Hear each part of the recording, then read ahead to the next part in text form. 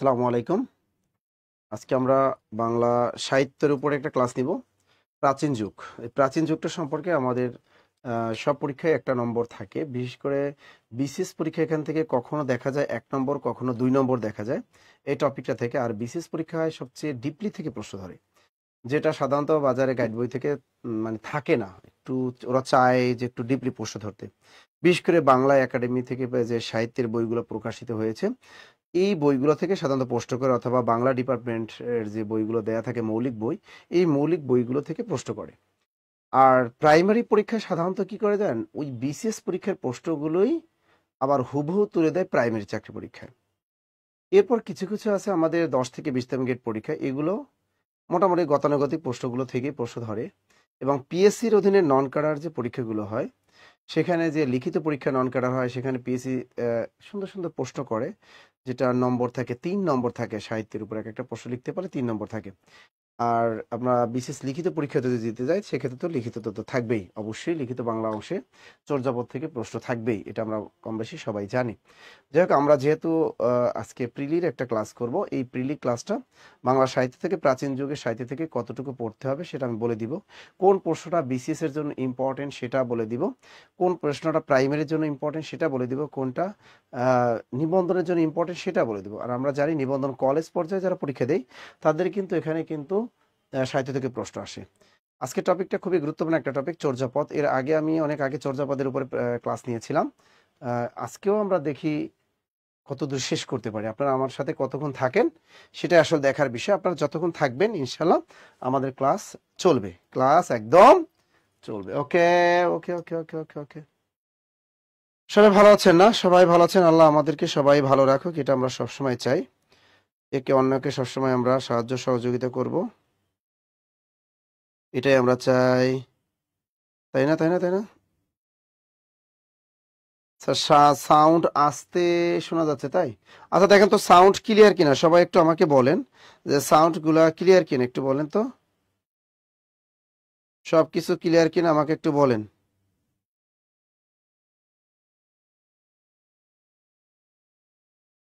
Sound ঠিক আছে? Hello hello, sound আসতে, আমি তো দেখতে সাউন্ড ঠিক আছে। হ্যাঁ, ক্লিয়ার তো, আমি তো ক্লিয়ার দেখতে পাচ্ছি। কেউ হয়তো একজন কমেন্ট করছেন যে স্যার, স্যার ইংলিশ হওয়ার কথা, ইংলিশ ক্লাস চলতেছে। ইংলিশ ক্লাস যেখানে হওয়ার সেখানে ইংলিশ ক্লাস চলতেছে, আর আমার ক্লাস আমার জায়গায় চলতেছে। আজকে তো ৩ থেকে কত ৩ জন স্যার আমরা ক্লাস নিতেছি। যার যার ক্লাস তার তার জায়গায় চলতেছে, এখানে আর ওই ধরনের কমেন্ট করার কোনো দরকার নেই। এখানে আমাদের বাংলা ক্লাস, যারা বাংলা ক্লাস করবেন তারা বাংলা ক্লাসের সাথে থাকেন, ওকে? সাহিত্যর ক্লাসে থাকেন। স্যার আপনি কেমন আছেন? আলহামদুলিল্লাহ ভালো আছি। স্যার কেমন আছেন? কথার ঝুড়ি তুলি, আল কোরআনের পথিক নোমান, স্যার ক্লিয়ার, নীল আকাশের পড়ি, বাদশাহ আলম বিদ্যুৎ এবং Helen Patwari. Sound clear sir, okay okay, আলহামদুলিল্লাহ স্যার, সব ক্লিয়ার আছে। হিমা আক্তার এবং বাহ, অনেক আছে, শ্রাবন্তী আছেন, আমাদের Monalisa, very good. Shrabanti, Monalisa, very good very good. Tarikul Islam আছেন আমাদের সাথে, কবির হোসেন আছেন আমাদের সাথে, রিদওয়ান আছে, নীলপরি আছে। আমরা আসলে দেখি যে সাহিত্য থেকে কিভাবে প্রশ্নগুলো আসে সেটা একটু দেখি। দেখেন, আমাদের একটা জিনিস কি, বাংলার অংশে আমি যদি বিশেষ পরীক্ষা দেই, তাই সেক্ষেত্রে এখান থেকে প্রশ্ন পাবো, যে কোনো চাকরি পরীক্ষা এই টপিকটা থেকে প্রশ্ন পাবো। বাংলা সাহিত্যের যুগ বিভাগ, টপিকটা না বাংলা সাহিত্যের যুগ বিভাগ। আমরা মোটামুটি সবাই জানি যে বাংলা সাহিত্যের যুগ বিভাগ ৩টি, লিখে রাখেন। বাংলা সাহিত্যের যুগ বিভাগ হলো ৩টি। ১ নম্বরে প্রাচীন যুগ, প্রাচীন যুগ। ২ নম্বরে কি, মধ্যযুগ। ৩ নম্বর হলো আধুনিক যুগ। এই সহজ প্রশ্নগুলো সাধারণত আসে না, তবু আমাদের জানা দরকার বাংলা সাহিত্যের যুগ বিভাগ কয়টি? ৩টি, প্রাচীন যুগ, মধ্যযুগ, আধুনিক যুগ। এখন পরীক্ষায় প্রশ্ন আসে, কিভাবে প্রশ্ন ঘুরায়, যে ডক্টর মোহাম্মদ শহীদুল্লাহর মতে বাংলা সাহিত্যের প্রাচীন যুগ কত, ডক্টর সুনীতি কুমার চট্টোপাধ্যায়ের মতে বাংলা সাহিত্যের প্রাচীন যুগ কত, ডক্টর সুকুমার সেনের মতে বাংলা সাহিত্যের প্রাচীন যুগ কত। এই প্রশ্নগুলো ধরে বিশেষ পরীক্ষায়। আবার অন্যান্য ছোট ছোট চাকরি পরীক্ষা ধরতে পারে, বাংলা সাহিত্যের যুগ বিভাগ ৩টি, এর ভিতরে বাংলা সাহিত্যের যুগ বিভাগ কত থেকে কত। এটা একটা সহজ প্রশ্ন, কমন প্রশ্ন, যে কোনো পরীক্ষায় আসতে পারে, যে বাংলা সাহিত্যের যুগ বিভাগ হলো ৩টি। বাংলা সাহিত্যের যুগ বিভাগ কয়টি? ৩টি। আমরা মোটামুটি কম বেশি জানি। ১ নম্বর হলো প্রাচীন যুগ। ১ নম্বরে কি, ১ নম্বরটা হলো আমাদের প্রাচীন যুগ। কমন প্রশ্ন, প্রাচীন যুগ হলো ৬৫০ থেকে ১২০০। পরীক্ষা যে কোনো একটা জব পরীক্ষা ধরতে পারে যে বাংলা সাহিত্যের যুগ কত থেকে কত, ৬৫০ থেকে ১২০০। এটাই হলো একটা গ্রহণযোগ্য সংখ্যা, ৬৫০ থেকে 1200। এরপর দেখেন এখান থেকে আসতে পারে যে ডক্টর মোহাম্মদ শহীদুল, এগুলোকে বলে বিশেষ পরীক্ষার প্রশ্ন। এখান থেকে ধরতে পারে ডক্টর মোহাম্মদ শহীদুল্লাহর মতে, ডক্টর মোহাম্মদ শহীদুল্লাহর মতে বাংলা সাহিত্যের প্রাচীন যুগ কত? ডক্টর মোহাম্মদ শহীদুল্লাহর মতে বাংলা সাহিত্যের প্রাচীন যুগ এই 650 থেকে 1200। ক্লিয়ার? এটা আমরা নিয়েছি। এরপর ধরতে পারে যে ডক্টর সুনীতি কুমার চট্টোপাধ্যায়ের মতে, ডক্টর সুনীতি কুমার চট্টোপাধ্যায়ের মতে বাংলা সাহিত্যের প্রাচীন যুগ কত? 950 থেকে 1200। এরপর বলতে পারে ডক্টর সুকুমার সেনের মতে বাংলা সাহিত্যের প্রাচীন যুগ কত? ডক্টর সুকুমার সেনের মতে বাংলা সাহিত্যের প্রাচীন যুগ 900 থেকে 1350।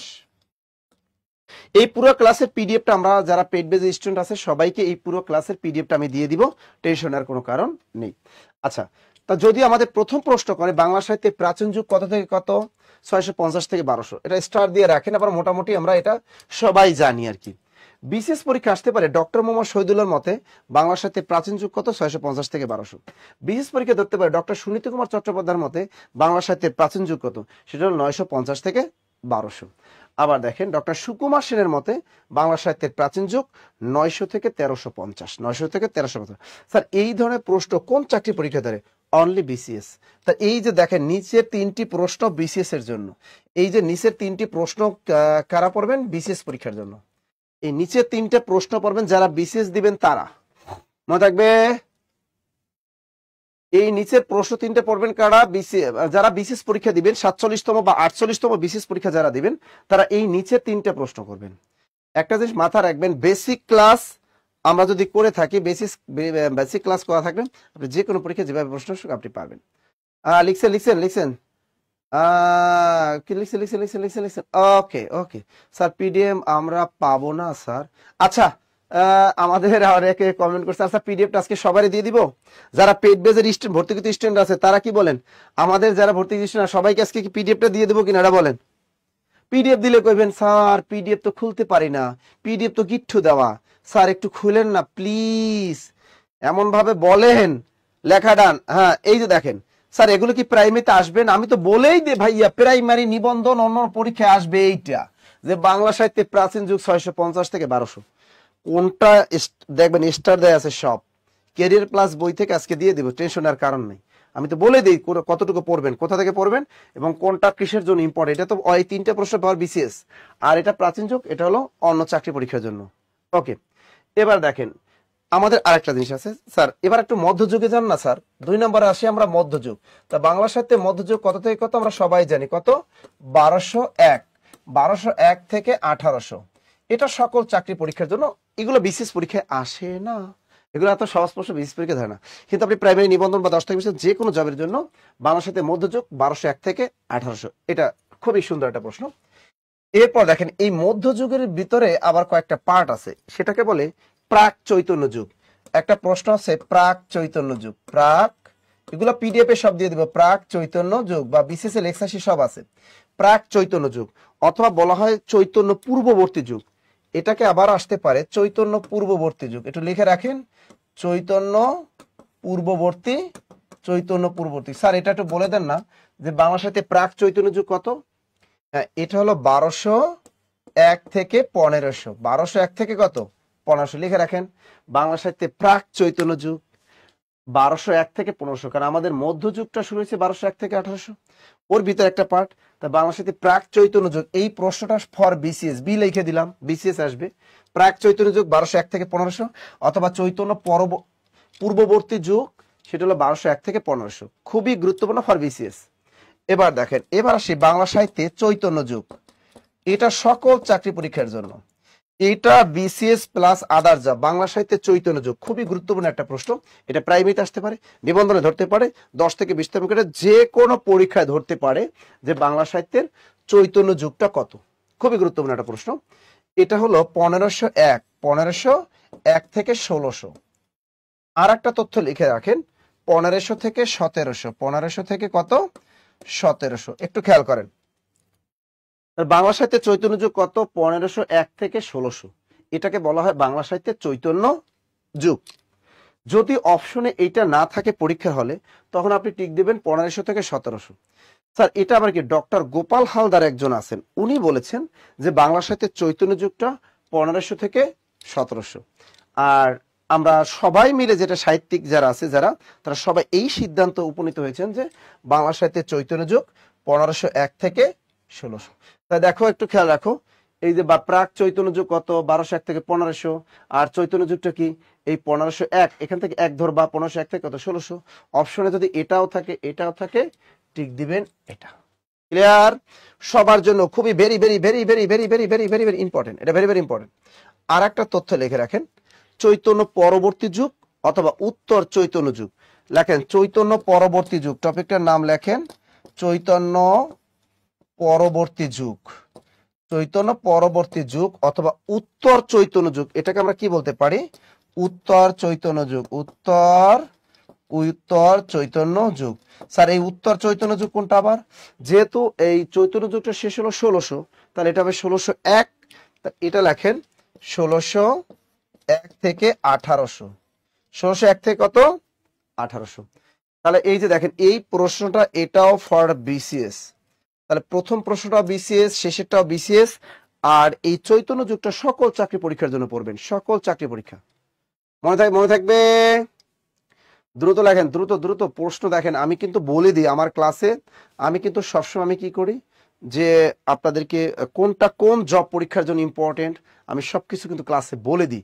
বেসিক ক্লাস করবেন, জীবনে এমন কোনো চাকরি পরীক্ষা নাই যেটা আপনি ওভারকাম না করতে পারবেন। অন্তত পক্ষে বাংলা 100% গ্যারান্টেড। তাহলে আমরা কি শিখলাম? মধ্যযুগ হলো 1201 থেকে 1800। এই তথ্যগুলো অনেক বাজারে গাইড বইয়ে ভুল থাকে, বি কেয়ারফুল।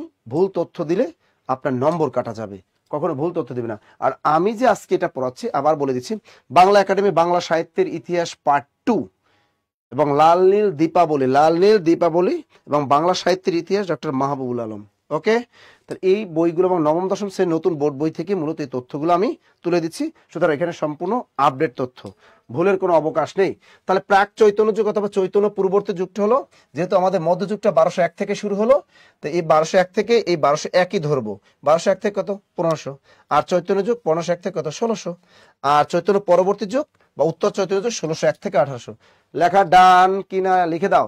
লেখা ডান হলে লিখে দাও সবাই, লেখা ডান। দ্রুত লেখেন, লেখা ডান লেখেন।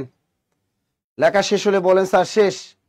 লেখা যদি শেষ হয় বলেন স্যার লেখা শেষ। ক্লিয়ার সবাই? কোনটা বিশেষ পরীক্ষার জন্য পড়বেন, কোনটা অন্য আদার্স জব পড়বেন সেগুলা? স্যার আমি শাহালো কবি সাহিত্যের কথাগুলি বলি। শোনেন ভাই, আমার কি শোনে একটা কথা, হাসির কথা বলেন। এই আজকে আমাদের পেইড ব্যাচের এক স্টুডেন্ট, কিছুক্ষণ আগে আমি 7টার ব্যাচে ক্লাস নিলাম আমাদের অফলাইনে মিরপুরে। সেখানে এক ঢাকা ইউনিভার্সিটির এক আপু, সে আমাকে প্রশ্ন করলো যে স্যার, এই বিভিন্ন ইউটিউবের অনেক জায়গায় শুনি স্যাররা খালি বলে পিএসসি নির্ধারিত 11 জন কবি সাহিত্যিক। আমি শোনেন, পিএসসি এটা কখনো পিএসসির ওয়েবসাইটে লেখা নাই যে এই 11 জন কবি সাহিত্যিক পড়লেই হবে, আর সাহিত্য থেকে কোনো কবি সাহিত্যিক পড়া লাগবে না। এটা পিএসসি লেখা নাই। এটা আগের পরীক্ষায় আমরা বানাইছি, আমরা বানাই দেখছি যে এই কয়টা রাইটার যদি পড়ে মোটামুটি কমন থাকে, এর বাইরে পিএসসি প্রশ্ন করে না। কিন্তু 200 নম্বর প্রিলি পরীক্ষা আসার পর এগুলো সব ভুলে যান। এই যে আসছে এর আগে বিশেষ পরীক্ষা দেখেন, ইঁদুর গল্পটি কার লেখা? এটা কি 11 জন কবি সাহিত্যিকের ভিতরে আছে? নাই। আগুন পাখি কার লেখা? এগুলো কি 11 জন কবি সাহিত্যিকদের ভিতরে আছে? মানে এই যে আজাইরা কথাবার্তা, এগুলো চলবে না ভাই। যারা বিসিএস দিবেন এরকম না যে 11 জন পড়তে হবে, আপনার 20 জনও পড়া লাগতে পারে। 20 জন। পিএসসি এখন আর কোনো সিলেবাস ফলো করে না। 500 কি আসবে? 500 থেকে 41তম বিসিএস একটা প্রশ্ন আসছে, 500 তো সিলেবাসে নেই। এরকম কারক তো সিলেবাসে নেই। 39-40 বিসিএস পরীক্ষা আসছে। আবার দেখেন 43 না 44 বিসিএস আবার বিভক্তি থেকে প্রশ্ন আসছে। কই, এগুলো তো পিএসসি সিলেবাসে নেই। এই জন্য বললাম ভাই, দয়া করে এগুলো সাজেশন চাইেন না। আমরা বলতে পারবো যে এই রাইটার, আপনি একটা তালিকা তৈরি, আমি আপনাদেরকে একটা তালিকা তৈরি করে দিতে পারবো যে এই তালিকার ভিতরে সাধারণত প্রশ্ন থাকে। ক্লিয়ার? ডক্টর আহমেদ শরীফ থেকে তো বহুবার পরীক্ষা, বিশেষ পরীক্ষা প্রশ্ন আসছে। সে তো 11 জন কবি সাহিত্যিকের ভিতর নাই, কিন্তু পড়তে হবে, বেশি বেশি পড়তে হবে। ওকে, এবার দেখেন, তো গেল এইটা। এবার আমরা শিখে বাংলা সাহিত্যের যুগ বিভাগ মোটামুটি শেখ। এবার লেখেন প্রাচীন যুগের সাহিত্যের বৈশিষ্ট্য কি ছিল। লেখেন প্রাচীন যুগের সাহিত্যের বৈশিষ্ট্য কি ছিল, বলতে পারবেন? প্রাচীন যুগের সাহিত্যের বৈশিষ্ট্য কি ছিল, কে বলতে পারেন? প্রাচীন যুগের সাহিত্যের বৈশিষ্ট্য ছিল ব্যক্তি এবং গোষ্ঠী জীবন। প্রাচীন যুগের সাহিত্যের বৈশিষ্ট্যটা কি ছিল? লেখেন ব্যক্তি ও গোষ্ঠী জীবন। ব্যক্তি ও গোষ্ঠী জীবন, এটা ছিল মূলত প্রাচীন যুগের সাহিত্যের বৈশিষ্ট্য। এখানে ধর্মটা ছিল গৌণ বিষয়, এখানে ধর্ম নিয়ে কোনো তেমন একটা মাতামাতি ছিল না। তা ব্যক্তি গোষ্ঠী জীবন, ধর্ম ছিল গৌণ বিষয়। এখানে ধর্মটা কি? ধর্ম ছিল গৌণ বিষয়। দ্রুত লেখেন, ধর্ম ছিল কি? গৌণ বিষয়। তো এখন যদি পরীক্ষা আসে যে প্রাচীন যুগের সাহিত্যের বৈশিষ্ট্য কি ছিল, সেটা হলো ব্যক্তি ও গোষ্ঠী জীবন এবং ধর্ম ছিল এখানে গৌণ বিষয়। এই প্রশ্ন পিএসসির অধীনে যদি আপনি কোনো নন ক্যাডার পরীক্ষা দেন, এটা নন ক্যাডারের জন্য for BCS plus non cadre. এই প্রশ্নটা আসতে পারে পিএসসির অধীনে। আপনারা যদি এটিও পরীক্ষা দেন বা কোনো পিএসসির অধীনে যদি কোনো পরীক্ষা দেন, আপনার টেকনিক্যাল পোস্টে যদি কোনো পরীক্ষা দেন, সেক্ষেত্রে এই ধরনের প্রশ্ন আসে। পিএসসি প্রশ্ন করে যে প্রাচীন যুগের সাহিত্যের বৈশিষ্ট্য ছিল ব্যক্তি এবং গোষ্ঠী জীবন এবং এখানে ধর্মটা ছিল গৌণ বিষয়। আরেকটা প্রশ্ন আসতে পারে, মধ্যযুগের সাহিত্যের বৈশিষ্ট্য কি ছিল? মধ্যযুগের সাহিত্যের বৈশিষ্ট্য ছিল বিভিন্ন দেবদেবীর গুণগান বর্ণনা এবং এখানে মূলত ধর্মটা ছিল মুখ্য বিষয়। আমরা দেখব মধ্যযুগের সাহিত্যে দেখবেন শ্রীকৃষ্ণ কীর্তন, বৈষ্ণব পদাবলী, মঙ্গল কাব্য, মনসা মঙ্গল, চণ্ডী মঙ্গল, অনদা মঙ্গল কাব্য, চৈতন্য মঙ্গল, ধর্মমঙ্গল, শৈব মঙ্গল, অভাব নাই। এই জন্য মধ্যযুগের সাহিত্যের বৈশিষ্ট্য কি? বিভিন্ন দেবদেবীর গুণগান বর্ণনা। এগুলো পিডিএফ এ সব পাবেন, টেনশন আর কোনো কারণ নাই, সবকিছুতে লিখে দেওয়া দরকার নেই, যেহেতু আমি পিডিএফ আপনাদেরকে দিয়ে দিব। এবার দেখেন, আধুনিক যুগের সাহিত্যের বৈশিষ্ট্য হলো স্বদেশ প্রেম ও মানবতাবোধ অথবা মানবের জয় জয়কার।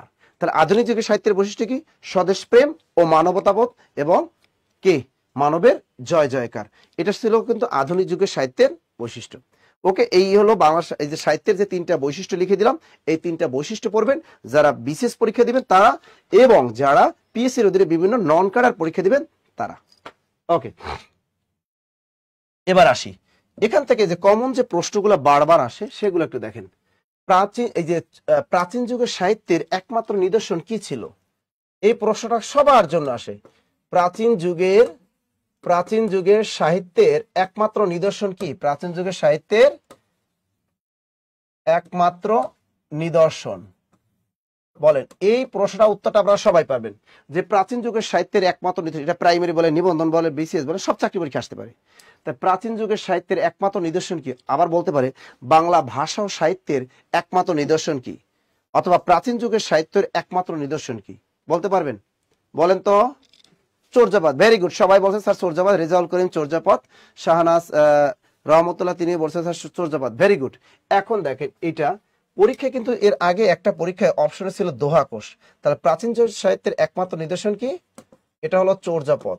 যদি পরীক্ষা অপশনে চর্যাপদ না থাকে, আপনি পরীক্ষায় টিক দিবেন দোহা কোষ। এর আগে কিন্তু পরীক্ষা আসছে, মনে রাখবেন। তাহলে প্রাচীন যুগের সাহিত্যের একমাত্র নিদর্শন বা বাংলা সাহিত্যের আদি নিদর্শন কি? প্রশ্ন অনেকভাবে ঘুরাতে পারে। বাংলা সাহিত্যের আদি নিদর্শন বা প্রথম গ্রন্থ কি? এই চর্যাপদ। আর প্রাচীন যুগের সাহিত্যের আদি নিদর্শন কি? তা হলো এই একটা গ্রন্থ পাইলাম আমরা, চর্যাপদ। পরীক্ষা অপশনে চর্যাপদ আর দোহা কোষ দুইটা থাকলে টিক দিব আমরা চর্যাপদ। কোনো কারণে যদি চর্যাপদ না থাকে, আপনারা টিক দিয়ে আসবেন দোহা কোষ। ক্লিয়ার? চর্যাপদ না থাকলে টিক দিবেন কোনটা? দোহা কোষ। দ্রুত লেখেন, মনে থাকবে। তা চর্যাপদ বা দোহা কোষ, দ্রুত লেখেন। তা বাংলার সাথে প্রাচীন একমাত্র নিদর্শন গেল। এই প্রশ্নটা চমৎকার একটা প্রশ্ন ছিল, সবার জন্য ইম্পর্টেন্ট। আচ্ছা, একটা প্রশ্ন গেল। পরীক্ষার একটা প্রশ্ন আসে, এই চর্যাপদ কি? এগুলো কারা রচনা করেন? চর্যাপদ কি? চর্যাপদ মূলত এক প্রকার গান বা কবিতার সংকলন। এটা অনেকবার পরীক্ষায় আসছে, অনেকবার। এই এসিটা বন্ধ করো। চর্যাপদ মূলত এক প্রকার কি? গান বা কবিতার সংকলন।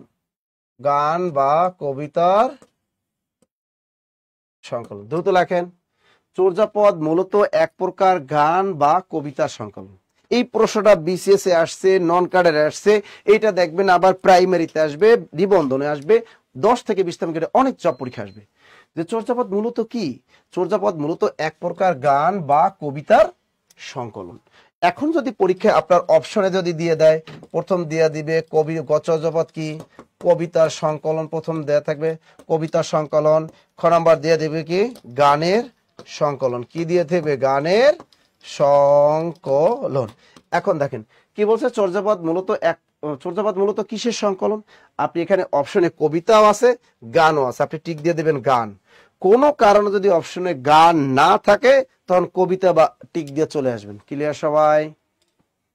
মনে থাকবে, চর্যাপদ মূলত এক প্রকার গান বা কবিতার সংকলন। যদি আপনি অপশনে গান পান, আগে গান খুঁজবেন, গান না থাকলে তখন আপনি কবিতা মেরে দেবেন।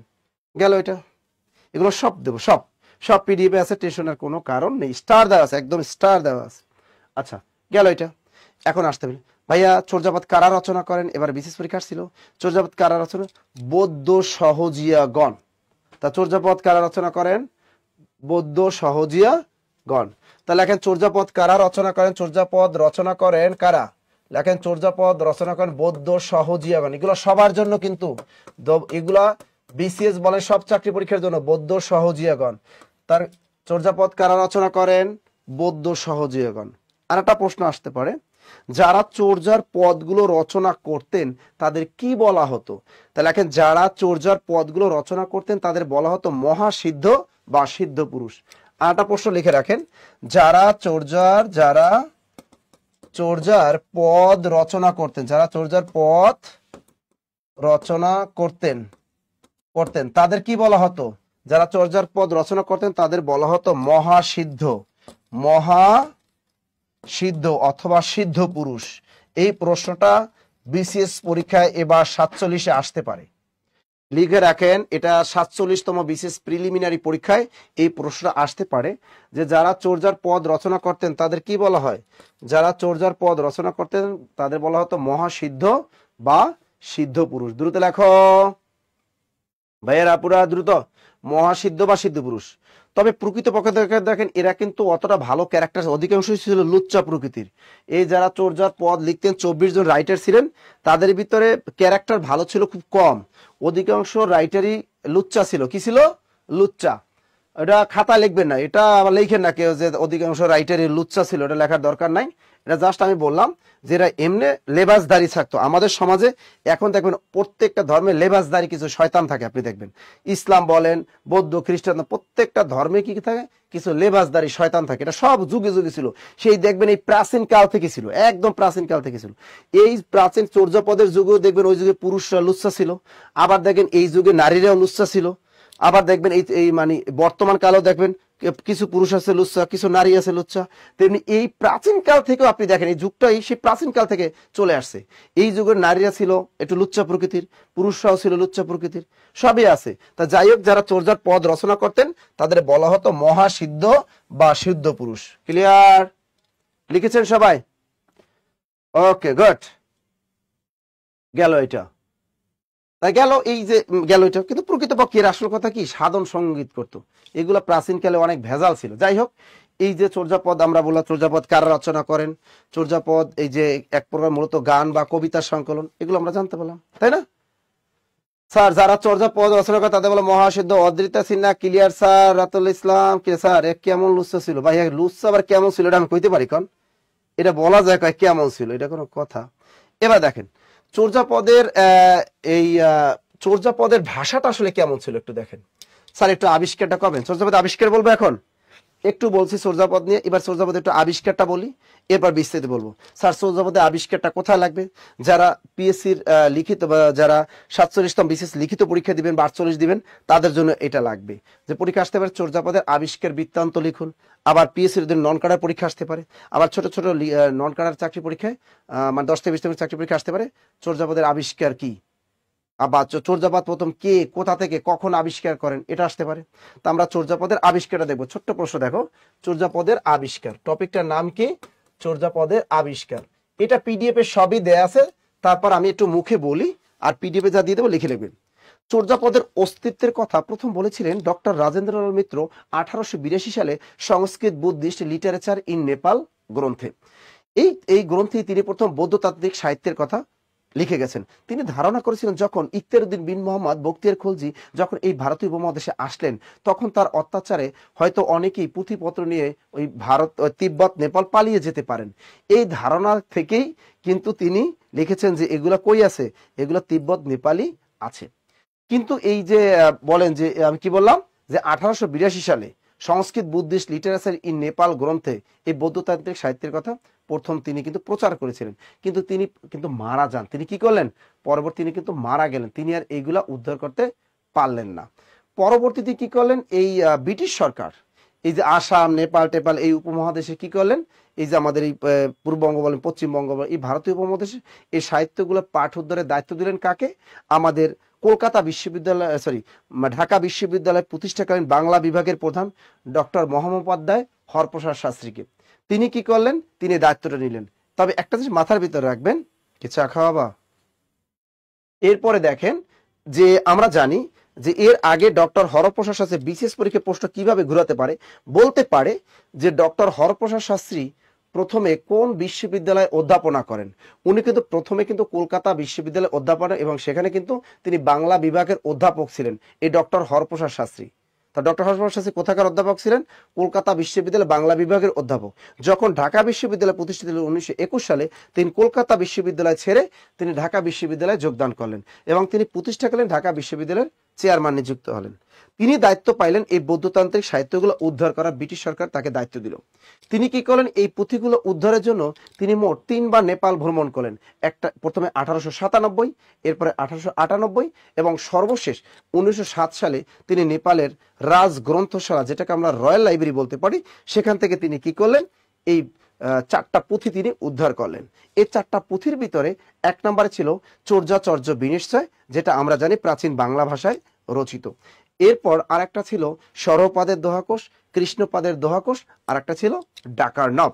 এর ভিতরে প্রথম যে পুঁথিটা ছিল চর্যাচর্য বিনিশ্চয়, এটাই মূলত এটাই মূলত হলো আমাদের চর্যাপদ। আর বাকি 3টি যে পুঁথি ছিল সেগুলো কিন্তু বাংলা ভাষায় লেখা ছিল না, সেগুলো ছিল অপভ্রংশ ভাষায় রচিত। এই 4টি তালপাতার পুঁথির একটা তালিকা তিনি প্রথম কলকাতার এশিয়াটিক সোসাইটি থেকে তিনি প্রথম প্রকাশ করেছিলেন। এর পরের বছর অর্থাৎ 1916 সালে তিনি কি করলেন, তিনি এই চর্যাচর্য বিনিশ্চয়টা তিনি সম্পাদনা করলেন এবং তিনি লিখলেন এটি 1000 বছরের পুরনো বাংলা ভাষায় রচিত বৌদ্ধগান এবং দোহা নামে। এটি 1916 সালে কলকাতার বঙ্গীয় সাহিত্য পরিষদ থেকে প্রকাশ করলেন। এতটুকু যদি আপনি লিখিত পরীক্ষায় লিখতে পারেন, আপনি নম্বর একদম একদম। এখন দেখেন, তাহলে এখান থেকে প্রশ্ন, এটা পিডিএফ আপনাদের সবাইকে দেবো, আজকে ক্লাস যারা করবেন সবাইকে দিয়ে দেবো। আমাদের কোর্সে ভর্তি না হলেও দিব, কোনো টেনশন নেওয়ার কোনো কারণ নাই। ঠিক আছে, আমি মুখে বলে দিচ্ছি, তাহলে আপনাদের সুবিধা হবে। এখন দেখেন, তো এখান থেকে প্রিলি প্রশ্ন কি কি আসতে পারে, প্রিলিতে পরীক্ষা আসতে পারে চর্যাপদের অস্তিত্বের কথা প্রথম কে বলেছিলেন, ডক্টর রাজেন্দ্রলাল মিত্র, এটা বিশেষ পরীক্ষায়। আর চর্যাপদের অস্তিত্বের কথা প্রথম রাজেন্দ্রলাল মিত্র কত সালে বলেছিল, 1882 সালে। তা ডক্টর রাজেন্দ্রলাল মিত্রের চর্যাপদ বিষয়ক ওই যে বইটার নাম কি, কত নাম কি, তার চর্যাপদ অস্তিত্বের কথা প্রথম বলেছিলেন কে, ডক্টর রাজেন্দ্রলাল মিত্র, 1882 সালে। কোন বইয়ে, সংস্কৃত বুদ্ধিস্ট লিটারেচার ইন নেপাল, এই বইটা লিখেছে কে, ডক্টর রাজেন্দ্রলাল মিত্র। তিনি প্রথম এই বৌদ্ধতান্ত্রিক সাহিত্যের কথা প্রচার করে গেলেন। কিন্তু তার এই বইয়ের সূত্র ধরে ওই হরপ্রসাদ শাস্ত্রী এই সাহিত্যগুলো খোঁজা শুরু করলেন। অবশেষে তিনি কলকাতার রয়্যাল লাইব্রেরিতে তিনি খুঁজে পেলেন। আর এই চর্যাপদের আবিষ্কারের জন্য তিনি মোট 3 বার নেপাল ভ্রমণ করেছিলেন, 1897, 1898, সর্বশেষ 1907। তা প্রিলি পরীক্ষা আসতে পারে বা প্রাইমারি অন্য চাকরি পরীক্ষা আসতে পারে। চর্যাপদ কে আবিষ্কার করেন, ডক্টর হরপ্রসাদ শাস্ত্রী। কোথা থেকে আবিষ্কার করেন, নেপালের রাজ গ্রন্থশালা বা রয়্যাল লাইব্রেরি থেকে।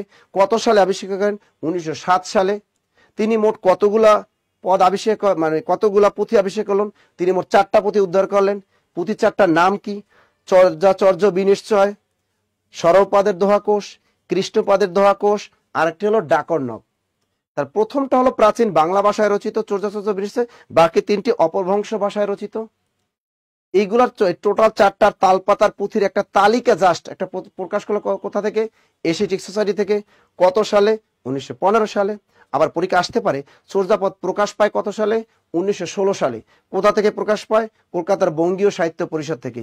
কি নামে প্রকাশ পায়, 1000 বছরের পুরনো বাংলা ভাষায় রচিত বৌদ্ধগান এবং দোহা নামে। এটি কে প্রকাশ করেন, ডক্টর হরপ্রসাদ শাস্ত্রী। এই ক্লিয়ার? কথা কর না স্যার, ক্লাস শুরুর সময় থাকি না, অথচ সারাদিন অনলাইনে ঘুরি। আরে হ্যাঁ, কথা কর না কেন? এখন এখান থেকে ছোট্ট ছোট্ট পরীক্ষায় প্রশ্ন আসবে কি, দেখেন চর্যাপদ আবিষ্কার করলো কে, এই যে আমরা জানি ডক্টর হরপ্রসাদ শাস্ত্রী, এগুলো সব আমি পিডিএফ দিয়ে দিই। হরপ্রসাদ শাস্ত্রী চর্যাপদ কত সালে আবিষ্কৃত করেন? 1907 সালে। কোথা থেকে আবিষ্কার করেন? নেপালের রয়্যাল লাইব্রেরি থেকে। নেপালের রয়্যাল লাইব্রেরি থেকে চর্যাপদ প্রকাশ পায় কত সালে? এটি প্রকাশ, কতগুলো প্রিলি প্রশ্ন ধরাই দিলাম। প্রকাশ পায় কত সালে? 1916 সালে। কি নামে প্রকাশ পায়? 1000 বছরের পুরনো বাংলা ভাষায় রচিত বৌদ্ধগান এবং দোহা নামে। কোথা থেকে প্রকাশ পায়? কলকাতার বঙ্গীয় সাহিত্য পরিষদ থেকে। ওরে বাবারে, এগুলা কতবার পড়েছি কিন্তু মনে থাকে না কেন বাবু? এগুলো মনে থাকবে না কেন? আমি মনে রাখলাম কিভাবে? কথা কন নাকা শোনেন, ইউটিউবে তো দেখি অনেকে বাংলা পড়ায় ধুমতারাক্কা, এই স্লাইড দেখে চর্যাপদ পড়ায়, দেখে সব চর্যাপদ পড়ায়। বলেন আমি কি দেখে পড়াইলাম? আমিও তো মনে রাখছি। কথা কন না কেন? আমিও তো এগুলো মনে রাখছি না? এগুলো সহজ তো। আপনি যেগুলো বিসিএস মনে না রাখেন, আপনি রিটেনে কট খাবেন, বিসিএস লিখিততে কট খাবেন, নন কাড়া লিখিততে কট খাবেন। তো আপনি বেসিক জ্ঞান না থাকলে রে ভাই কাজ হবে না রে। ক্লিয়ার? লিখছেন? তাহলে এখান থেকে শর্টকাট আবিষ্কার থেকে যে কয়টা প্রশ্ন আমি লিখে দিলাম, এই কয়টা মনে রাখবেন। চর্যাপদ আবিষ্কার হয় কত সালে? 1907 সালে। কে আবিষ্কার করেন? ডক্টর হরপ্রসাদ শাস্ত্রী। কোথা থেকে আবিষ্কার করেন? নেপালের রয়্যাল লাইব্রেরি থেকে। তিনি কয়টি পুঁথি উদ্ধার করেন? 4টি পুঁথি উদ্ধার করেন। এবার দেখেন আর আসতে পারে। এই চর্যাপদ প্রকাশ পায় কত সালে? 1916 সালে। কোথা থেকে প্রকাশ পায়? কলকাতার বঙ্গীয় সাহিত্য পরিষদ থেকে। কি নামে প্রকাশ পায়? 1000 বছরের পুরানো বাংলা ভাষায় রচিত বৌদ্ধগান এবং দোহা নামে। ক্লিয়ার? এই স্যার কালকে পড়ছি, বাট আজকে মনে হইতেছে। আরে মনে থাকবে না কেন? কি কন দেখেন। আচ্ছা গেল এটা। এবার গেল আবিষ্কার, গেল চর্যাপদের। এখন দেখি আমরা এই চর্যাপদের ভাষাটা কি। চর্যাপদের ভাষা বিতর্ক, এটা বাজারে গাইড বইয়ে অনেক ভুল আছে। চর্যাপদের ভাষা বিতর্ক, এটা অনেক বাজারে বিশেষ লিখিত গাইড বইয়ে ভুল আছে। চর্যাপদের ভাষা বিতর্ক, এই জিনিসটা আমি কোথা থেকে পড়াচ্ছি একটু দেখেন। বাংলা সাহিত্যের ইতিহাস, বাংলা একাডেমি, এটার নাম কি? বইয়ের এই সূত্র কোথা থেকে পড়াচ্ছি আমি একটু দেখেন। এইটা পড়াচ্ছি বাংলা সাহিত্যের ইতিহাস, বাংলা একাডেমি, 2য় খণ্ড। বাংলা সাহিত্যের ইতিহাস, 2য় খণ্ড। আমি এই বইটা থেকে এই তথ্যটা নিয়েছি। আমি এই বইটা থেকে কি করেছি? এই তথ্যটা আমি নিয়েছি। ক্লিয়ার? তো এখানে সুন্দর মতো দেয়া আছে চর্যাপদের ভাষা বিতর্কটা দেখেন। চর্যাপদ নিয়ে প্রথম গবেষণা করেন ডক্টর কে? চর্যাপদ নিয়ে প্রথম গবেষণা করলো কে বলতে পারেন? ডক্টর বিজয় চন্দ্র মজুমদার 1920 সালে। তিনি বললেন যে চর্যাপদের ভাষা হলো হিন্দি। তিনি এটা গবেষণা করে বললেন কি চর্যাপদের ভাষা হলো হিন্দি। এই কথাটা প্রথম কে বললেন? ওই কলকাতা বিশ্ববিদ্যালয় বাংলা বিভাগের আরেকজন অধ্যাপক নাম ডক্টর বিজয় চন্দ্র মজুমদার। তিনি প্রথম রিসার্চ করে দেখলেন যে চর্যাপদের ভাষা হলো হিন্দি। কিন্তু চর্যাপদের ভাষা যে হিন্দি নয়, এই কথা প্রথম প্রমাণ করলেন কে? ডক্টর সুনীত কুমার চট্টোপাধ্যায় এবং ডক্টর সুকুমার সেন। তারা বললেন যে না, চর্যাপদের ভাষা হিন্দি না। তা চর্যাপদের ভাষা যে হিন্দি নয়, এ কথা প্রথম প্রমাণ করলেন কে? ডক্টর সুনীত কুমার চট্টোপাধ্যায় এবং ডক্টর সুকুমার সেন। গেল, লোকটারে ভুয়া বানাই দিল। এরপরে আসলো আমাদের ডক্টর মোহাম্মদ শহীদুল্লাহ। তিনি বললেন চর্যাপদের ভাষা হলো বঙ্গকামরূপী। তিনি এসে কি করলো? চর্যাপদের ভাষা কি? বঙ্গকামরূপী। আবার বললেন যে এটা কিছুটা, এর ভিতরে কিছু বাংলা শব্দ আছে। ডক্টর মোহাম্মদ শহীদুল্লাহ কিন্তু একটু স্বীকার করেছিলেন। এরপর দেখেন ডক্টর সুনীত কুমার চট্টোপাধ্যায়, তিনি বললেন কি যে চর্যাপদ মূলত প্রাচীন কথ্য বাংলা ভাষায় রচিত। তিনি তার বিখ্যাত গ্রন্থ ওডিবিএল গ্রন্থে তিনি বললেন যে চর্যাপদ এটা কিন্তু প্রাচীন কথ্য বাংলা ভাষায় রচিত। তা যদি পরীক্ষা আসে চর্যাপদ কোন ভাষায়, এই যে ডক্টর সুনীত কুমার চট্টোপাধ্যায় যা বললেন যে চর্যাপদ প্রাচীন কথ্য বাংলা ভাষায় রচিত, হ্যাঁ তার কথাটাই মূলত সত্য। আমার দেখবেন বাংলা সাহিত্যের ইতিহাসে বইয়ে লেখা আছে যে চর্যাপদ মূলত প্রাচীন বাংলা ভাষায় রচিত। এইটাই কিন্তু গ্রহণযোগ্য। চর্যাপদ যদি আপনাকে কেউ জিজ্ঞেস করে মূলত চর্যাপদ কোন ভাষায় রচিত, এই প্রাচীন বাংলা ভাষায় রচিত। এর আগে একটা গিট্টু লাগাই দিল কে? এই ডক্টর হরপ্রসাদ শাস্ত্রী। তিনি যখন চর্যাপদটা আবিষ্কার করলেন, তিনি বলছেন যে চর্যাপদের ভাষা তো সন্ধ্যা ভাষা। তিনি বলেন চর্যাপদের ভাষা হলো সন্ধ্যা ভাষা অথবা সান্ধ্য ভাষা অথবা আলো আধারী ভাষা। সন্ধ্যার সময় যেমন সূর্য ডুবলে দূর থেকে কিছুটা দেখা যায় কিছুটা দেখা যায় না, তেমনি চর্যাপদের এগুলো পড়তে গেলে বলতে বোঝা যায় কিছু অর্থ বোঝা যায় আর কিছু বোঝা যায় না। এই জন্য তিনি যখন চর্যাপদ 1907 সালে আবিষ্কার করলেন তখন তিনি এই চর্যাপদের ভাষাটাকে বলেছিলেন সন্ধ্যা ভাষা অথবা সান্ধ্য ভাষা অথবা আলো আধারী ভাষা। এই কথাটা কে বললেন? ডক্টর হরপ্রসাদ শাস্ত্রী। কিন্তু তিনি যখন চর্যাপদ সম্পাদনা করে প্রকাশ করলেন তখন তিনি কিন্তু আবার স্বীকার করছেন এটি 1000 বছরের পুরানো বাংলা ভাষায় রচিত বৌদ্ধ গান এবং দোহা নামে তিনি এটা প্রকাশ করলেন। দেখেন তিনি প্রকাশ করার সময় কিন্তু তিনি অবশ্যই স্বীকার করে নিলেন যে চর্যাপদ কিন্তু কি এটি 1000 বছরের পুরনো বাংলা ভাষায় রচিত, এটি বৌদ্ধ গান এবং দোহা নামে পরিচিত। এখন আসি আসল প্রশ্নে, স্যার আমরা এই যে চর্যাপদের ভাষা বিতর্ক বললেন, পরীক্ষা আসলে আমরা কি টিক দিব? দেখেন যদি পরীক্ষায় প্রশ্ন আসে এই প্রশ্নের সমাধান দিয়ে দিই চর্যাপদ কোন ভাষায় রচিত, এই প্রশ্নটা যদি আসে আপনার পরীক্ষায় কোনটায় টিক দিবেন? দেখেন ক নাম্বার দিয়ে দিল চর্যাপদ কোন ভাষায় রচিত, এখানে দিয়ে দিল হিন্দি, কি দিয়ে দিল? হিন্দি। খ নাম্বার দিয়ে দিল মৈথিলি, মৈথিলি। গ নাম্বার দিয়ে দিল কি বঙ্গ কামরূপী। শেষে দিয়ে দিল কি, এই শেষে দিয়ে দিল মনে করো এটা কি দিয়ে দিল, কি দিয়ে দিল? সন্ধ্যা ভাষা। কি দিয়ে দিল? সন্ধ্যা ভাষা। হ্যাঁ এইটা কিন্তু চাকরি পরীক্ষা আসছে, এই প্রশ্নটা এর আগে চাকরি পরীক্ষা আসছে। আচ্ছা দেখেন কোথাও কি অপশনে আছে প্রাচীন বাংলা ভাষা কি আছে? এখানে কোথাও কিন্তু প্রাচীন বাংলা ভাষা কিন্তু কোথাও লেখা নাই। যদি লেখা না থাকে এখানে আছে হিন্দি, এটা তো হবেই না, মৈথিলি এটা তো হবেই না, বঙ্গ কামরূপী এটাও কাছাকাছি আছে যেহেতু শহীদুল্লাহ ভাইয়া বলছে, শেষে আছে সন্ধ্যা ভাষা বা সান্ধ্য ভাষা, এটা কিন্তু বেশি অ্যাপ্রোপ্রিয়েট। এটার চেয়ে বেশি অ্যাপ্রোপ্রিয়েট কোনটা? এইটা। তাহলে এক্ষেত্রে আপনি নির্দ্বিধায় টিক দিয়ে আসবেন সন্ধ্যা ভাষা বা সান্ধ্য ভাষা। ক্লিয়ার? এখন দেখেন যদি কোনো পরীক্ষা একটু চালাকি করে প্রশ্নকর্তা বিশেষ বা অন্য পরীক্ষায় যে চর্যাপদ কোন ভাষায় রচিত, এখানে খ নাম্বার মৈথিলি কাইটটা তিনি দিয়ে দিলেন প্রাচীন বাংলা ভাষায় রচিত, প্রাচীন বাংলা ভাষা। দেখেন এখন দেখেন প্রশ্ন কি বলছে, চর্যাপদ কোন ভাষায় রচিত। আপনি তো জানেনই যে চর্যাপদ প্রাচীন বাংলা ভাষায় রচিত, তা এখন আপনি টিক দিবেন কোনটা? অপশনে প্রাচীন বাংলা ভাষাও আছে, সন্ধ্যা ভাষাও আছে। এখন আপনি টিক পারবেন কোথায়? অবশ্যই আপনি বাংলা একাডেমি আধুনিক এই যে বাংলা একাডেমি বাংলা সাহিত্যের ইতিহাস বই ফলো করতে হবে যে আপনি চর্যাপদ কোন ভাষায় রচিত, প্রাচীন বাংলা ভাষায় রচিত। যদি কোনো কারণে অপশনে এইটা না থাকে সেক্ষেত্রে আপনি সন্ধ্যা ভাষা, সান্ধ্য ভাষা অথবা আলো আধারী ভাষাটায় টিক দিয়ে চলে আসবেন। কনফিউশন প্রশ্ন দূর করে দিলাম। ক্লিয়ার সবাই? তাহলে কেউ যদি আপনাকে প্রথম বলে চর্যাপদ কোন ভাষায় লেখা, প্রাচীন বাংলা ভাষায় লেখা, যদি প্রাচীন বাংলা ভাষা না থাকে টিক মারবেন কোনটা? সন্ধ্যা ভাষা অথবা সান্ধ্য ভাষা অথবা আলো আধারী ভাষা। এবার বলেন ক্লিয়ার কিনা? আপনার চা খাবেন? চা খাবেন? আপনার চা খাবেন? আমি একটু খাই, দ্রুত বলেন।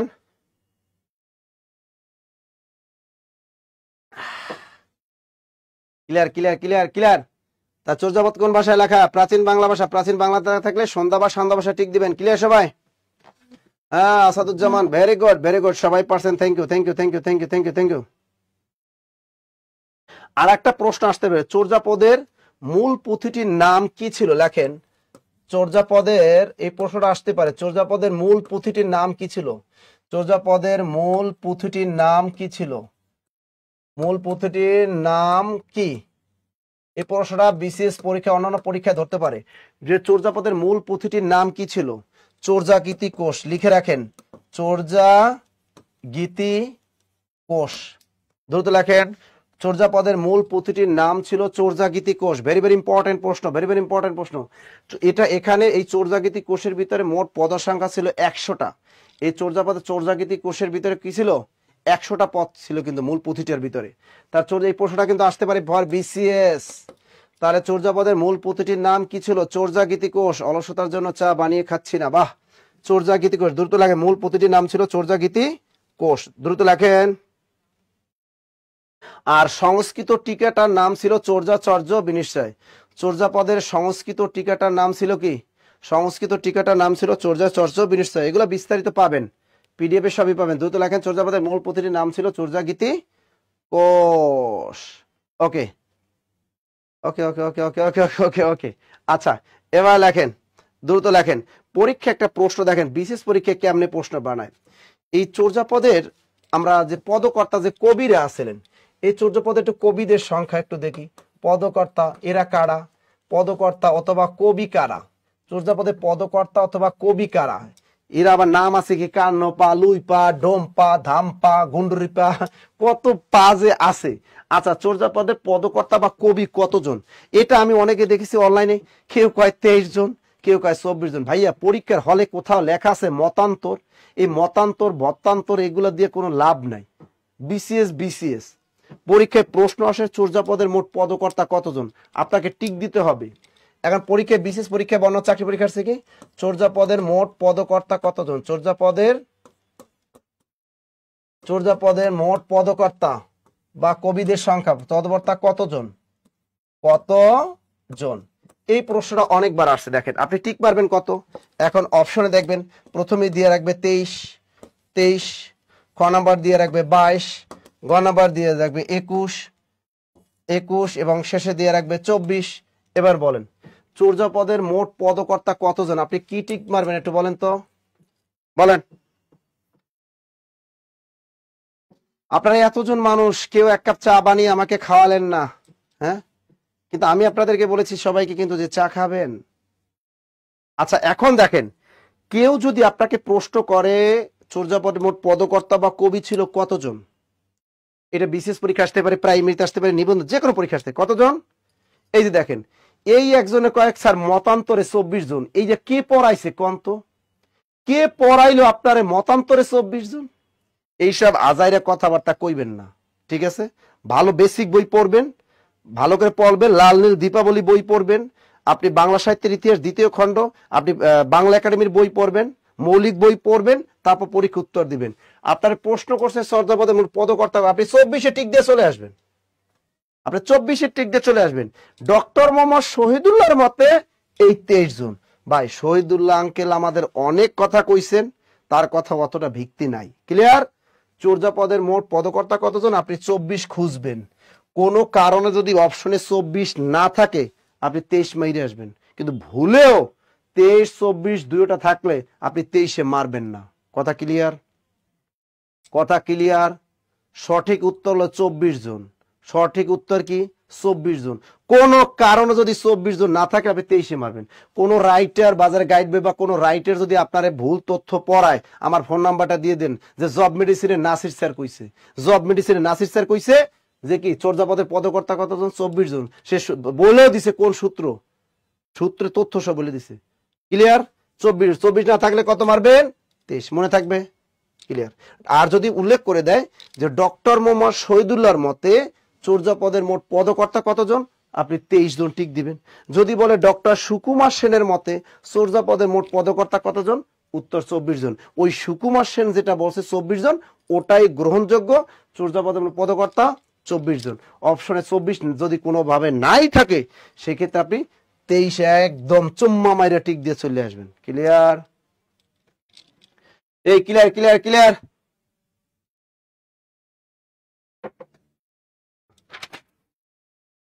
কথা না ক্লিয়ার কিনা? ক্লিয়ার কিনা বলো, ক্লিয়ার কিনা?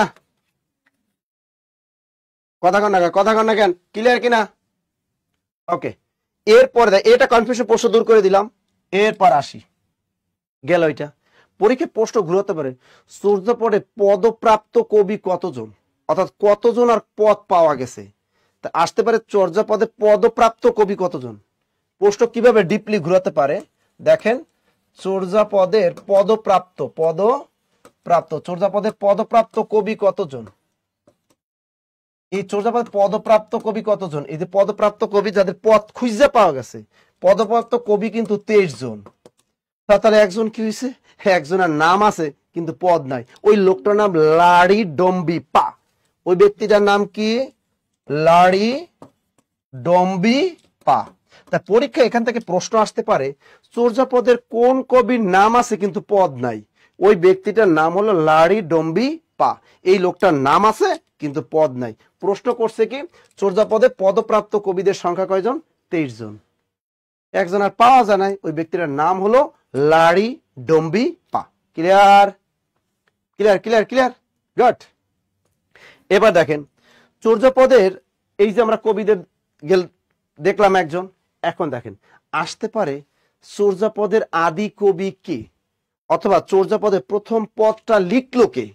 প্রশ্ন লেখেন, সুন্দর মতো লেখেন, চর্যাপদের আদি কবি লেখেন, চর্যাপদের আদি কবি, অথবা চর্যাপদের প্রথম কবি, অথবা চর্যাপদের আদি কবি বা চর্যাপদের প্রথম কবি, অথবা বলতে পারে যে বাংলা সাহিত্যের আদি কবি বা প্রথম কবি, বাংলা সাহিত্যের আদি কবি বা প্রথম কবি লিখে রাখেন, অথবা বাংলা সাহিত্যের আদি কবি, বাংলা সাহিত্যের লেখেন বাংলা সাহিত্যের আদি কবি, বাংলা সাহিত্যের আদি কবি বা প্রথম, বাংলা সাহিত্যের প্রথম কবি, তাই না?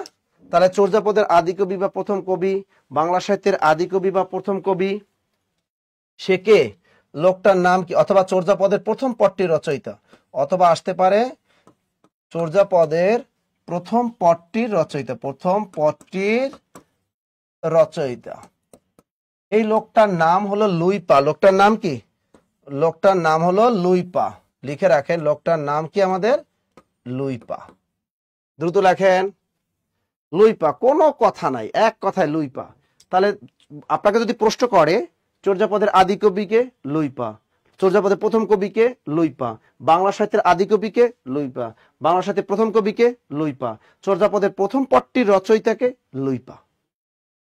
কিন্তু কোন কারণে যদি অপশনে এই লুইপারে যদি খুঁজে না পান, ওই যে চাচা ঘর এত সাজানো কেন, হেনা কোথায়, তাই হেনারে যদি খুঁজে না পায়, এই লুইপারে যদি খুঁজে না পান, সেক্ষেত্রে আপনি সবর পায়ে টিক দিয়ে আসবেন। কারে টিক মারবেন? এই যে, সেক্ষেত্রে আপনি তালবস্যা বর আর সবর পা, সবর পায়ে টিক মারবেন। কারে টিক মারবেন? সবর পা। তবে একটা জিনিস খেয়াল রাখবেন, এখানে কিন্তু চর্যাপদের প্রথম পদটা কিন্তু সবর পা লেখে নাই, সেটা কিন্তু লুইপা লিখছে, তাহলে আবার ভেজাল লাগাই দিবেন।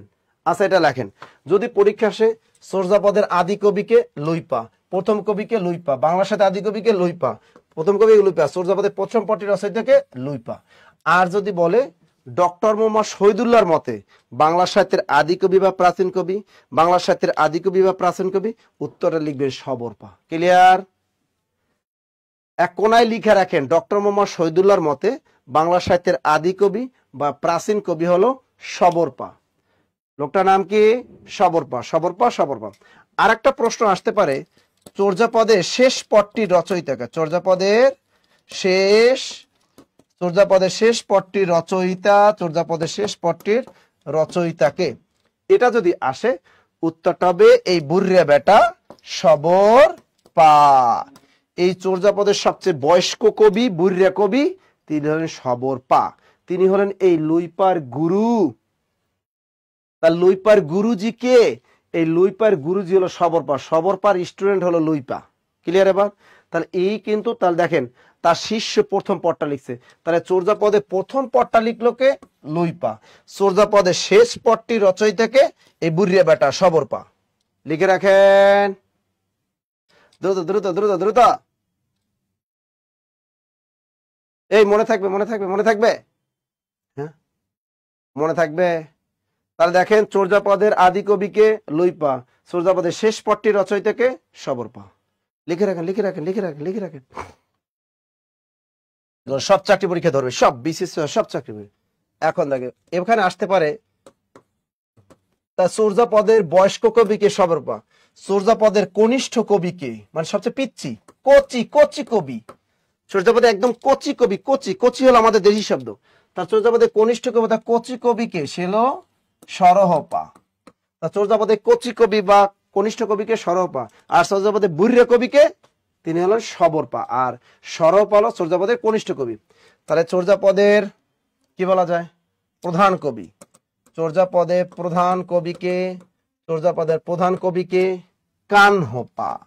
পয়কার কা হয় না, পয়কার পা, কানহপা।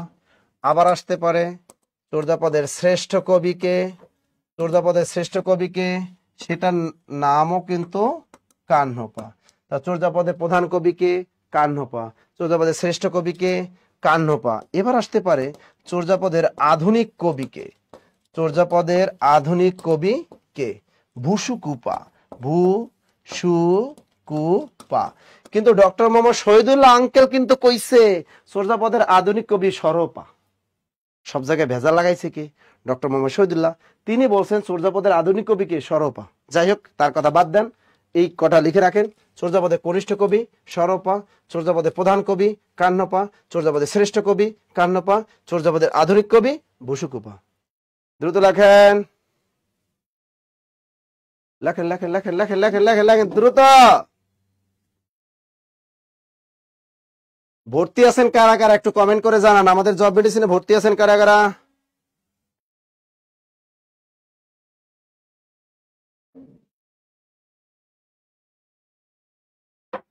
গুড। লেখা শেষ হলে ডান লিখবেন, ডান ডান ডান লিখবেন, ডান ডান।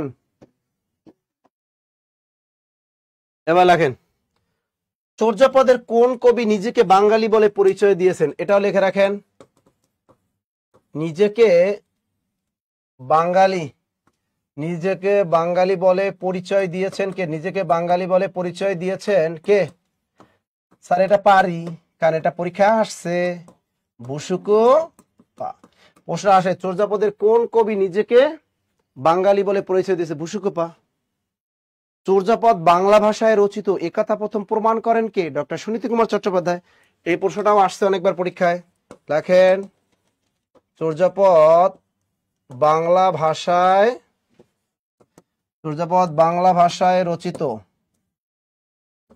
একথা প্রথম কি? একথা প্রথম প্রমাণ করেন কে? ডক্টর সুনীতি কুমার চট্টোপাধ্যায়। ডক্টর সুনীতি কুমার চট্টোপাধ্যায়। দ্রুত লেখেন। এই দুইটা প্রশ্ন অনেকবার আসছে, প্রাইমারিতে আবার ধরতে পারে। এগুলো বিসিএস এ ধরবে না, প্রাইমারি বা অন্যান্য চাকরি পরীক্ষা ধরতে পারে। লেখেন, নিজেকে বাঙালি বলে পরিচয় দিয়েছেন কে? ভুসুকুপা। চর্যাপদে বাংলা ভাষায় রচিত একথা প্রথম প্রমাণ করেন কে? Doctor Suniti Kumar Chattopadhyay. Very very important, দুইটা ইম্পর্টেন্ট প্রশ্ন লিখে দিলাম। এগুলো অন্যান্য জব পরীক্ষা আসবে, প্রাইভেট অন্যান্য জব পরীক্ষা আসবে। দ্রুত লেখেন। ওকে, এই দুটো চমৎকার প্রশ্ন লেখাই দিলাম। তাহলে চর্যাপদ বাংলা ভাষায় রচিত। দ্রুত এবার দেখেন, আর একটা প্রশ্ন আসছে, চর্যাপদের মানে একমাত্র অনিয়মিত মহিলা কবিকে? তা চর্যাপদের অনিয়মিত মহিলা কবি, চর্যাপদের অনিয়মিত মানে অনুমান করে বলা হয়েছে অনিয়মিত একমাত্র মহিলা কবি, অনিয়মিত মহিলা কবি কুক্কুরিপা। কুক্কুরিপা। দ্রুত লেখো। আসতে পারে চর্যাপদের একমাত্র নারী পদকর্তাকে? চর্যাপদের একমাত্র অনুমতি মহিলা কবিকে কুক্কুরিপা। কারণ অনুমান করে বলা হয়েছে, কেউ তো তখন চেক করে দেখতে পারে নাই যে আসলে মহিলা নাকি পুরুষ। তার রচিত পদগুলা রিসার্চ করে দেখছে যে 24 জন পদকর্তার ভিতরে এইটা মনে হয় লেডিস। আমার তো মনে হয় ওটা হাফ লেডিস ছিল, আমার তো মনে হয় এটা হাফ লেডিস ছিল। দ্রুত দ্রুত দ্রুত। তাহলে আমরা কি লিখলাম? চর্যাপদে অনুমিত মহিলা কবিকে কুক্কুরিপা। নামটা কি? কুক্কুরি কুক্কুরি কুক্কুরি কুক্কুরি কুক্কুরিপা। লেখা শেষ, লেখা শেষ। আচ্ছা দেখেন, এই চর্যাপদের টুকটাক কবিদের বললাম, আরো কিছু তথ্য দিই যেগুলো বাজারে গাইডে এগুলো লেখে না, এগুলো লেখেন। এখন পরীক্ষায় প্রশ্ন আসতে হবে, চর্যাপদের কোন কবি নালন্দা বিশ্ববিদ্যালয়ের আচার্য ছিলেন? এই চর্যাপদের সাথে রিলেটেড একটা ইউনিভার্সিটি আছে, সেই ইউনিভার্সিটিটার নাম হলো নালন্দা বিশ্ববিদ্যালয়। পরীক্ষায় প্রশ্ন আসতে পারে যে চর্যাপদের সাথে কোন বিশ্ববিদ্যালয় রিলেটেড, সেটা হলো নালন্দা বিশ্ববিদ্যালয়। ভারতীয় উপমহাদেশের সবচেয়ে প্রাচীনতম বিশ্ববিদ্যালয় বলা হয় এই নালন্দা বিশ্ববিদ্যালয়। আর এই নালন্দা বিশ্ববিদ্যালয়ের অধিকাংশ শিক্ষক এবং কি এর ভিতরে একজন আছে ছাত্র, তারা কিন্তু এই চর্যাপদ রচনার সাথে জড়িত ছিলেন। তাই পরীক্ষায় প্রশ্ন আসতে পারে চর্যাপদের কোন কবি নালন্দা বিশ্ববিদ্যালয়ের আচার্য ছিলেন? তারা চর্যাপদের কোন কবি নালন্দা বিশ্ববিদ্যালয়ের আচার্য ছিলেন? নালন্দা বিশ্ববিদ্যালয়ের আচার্য ছিলেন কে? সে হলো আমাদের সবচেয়ে কচি কবি, কনিষ্ঠ কবি, তার নাম হলো সরহপা। তা লিখে রাখেন, নালন্দা চর্যাপদের যে কবি নালন্দা বিশ্ববিদ্যালয়ের আচার্য ছিলেন তিনি হলেন কে? তিনি হলেন সরহপা। এরপর আসতে পারে চর্যাপদের কোন কবি নালন্দা বিশ্ববিদ্যালয়ের ছাত্র ছিলেন?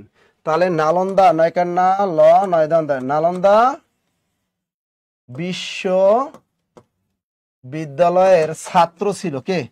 নালন্দা বিশ্ববিদ্যালয়ের ছাত্র ছিলেন। একটা প্রশ্ন আসতে পারে, ওরে ভাই এখন দেয় ফোন। লেখেন স্যার কোন বিষয় থেকে আজকে পড়াইতেছেন বাংলায় এতক্ষণ পরে? ওরে ভাই প্রাচীন যুগ, চর্যাপদ। তার নালন্দা বিশ্ববিদ্যালয়ের একজন ছাত্র ছিলেন যিনি চর্যাপদ রচনা করতেন। তাকে বলা হয় চর্যাপদের প্রধান কবি, তাকে বলা হয় চর্যাপদের শ্রেষ্ঠ কবি। তিনি আর কেউ নন, তিনি হলেন আমাদের কাহ্নপা। তার নালন্দা বিশ্ববিদ্যালয়ের ছাত্র ছিলেন, ওই ব্যক্তিটার নাম হলো কাহ্নপা। চমৎকার প্রশ্ন লিখে রাখেন। এই প্রশ্নগুলা আসবে বিসিএস, এগুলো অন্য কোনো চাকরি পরীক্ষায় ধরবে না। এটাও বিসিএস, এটাও বিসিএস। এটা শুধু যারা বিসিএস পরীক্ষা দিবেন তারা পড়বেন, যারা বিসিএস দিবেন তারা পড়বেন। ক্লিয়ার? অন্যদের পড়ার দরকার নাই, যারা বিসিএস দিবেন তারা পড়বেন। এবার লেখেন নালন্দা বিশ্ববিদ্যালয়ের শিক্ষক ছিলেন দুইজন। চর্যাপদের কবিদের ভিতরে নালন্দা বিশ্ববিদ্যালয়ের শিক্ষক ছিলেন, কি ছিলেন? শিক্ষক ছিলেন কিন্তু দুইজন। এর ভিতরে একজন আমাদের ভুসুকুপা, একজন আমাদের নাম কি? ভুসুকুপা। আর একজন হলো শান্তিপা। আরেকজনকে? আরেকজন হলো শান্তিপা। দ্রুত লেখেন ভুসুকুপা, আরেকজনকে শান্তিপা। এই দুইটা তথ্য আমি দিয়ে দিলাম ফর বিসিএস। দেখেন এটাও বিসিএস পরীক্ষা আসবে, এটাও বিসিএস, এটা। এই তিনটা প্রশ্ন আপনার প্রাইমারি তো আসবে না, নিবন্ধন আসবে না, 10 থেকে 20 থেকে আসবে না, অনলি পিএসসি। তার পিএসসিতে আসতে পারে যে চর্যাপদের কোন কবি নালন্দা বিশ্ববিদ্যালয়ের আচার্য ছিলেন? সরহপা। নালন্দা চর্যাপদের কোন কবি নালন্দা বিশ্ববিদ্যালয়ের ছাত্র ছিলেন? কাহ্নপা। চর্যাপদের কোন কবি নালন্দা বিশ্ববিদ্যালয়ের শিক্ষক ছিলেন? বসুকুপা। আর একটা হলো শান্তিপা। ক্লিয়ার? কথা কন না কেন? এইগুলা কি পাইছেন কখনো? হ্যাঁ, এই বাজার গাইড বই পড়ে পাইছেন এই তথ্য? এই তথ্যগুলো শোনেন, বিসিএস মানে বিসিএস মানে আনকমনে ভরপুর থাকে সবসময়। এই প্রশ্নগুলা সব বিসিএস। ক্লিয়ার? দ্রুত লিখে নেন, দ্রুত। নালন্দা বিশ্ববিদ্যালয়ের আচার্য ছিলেন সরহপা, নালন্দা বিশ্ববিদ্যালয়ের ছাত্র ছিলেন কাহ্নপা, নালন্দা বিশ্ববিদ্যালয়ের শিক্ষক ছিলেন বসুকুপা, আর হলো শান্তিপা। দ্রুত লেখেন, দ্রুত দ্রুত দ্রুত দ্রুত। ওকে, এবার দেখেন, এবার আমরা দেখি পদ সংখ্যা, গান বা কবিতার সংখ্যা। চর্যাপদে পদ সংখ্যা অথবা গান বা কবিতার সংখ্যা।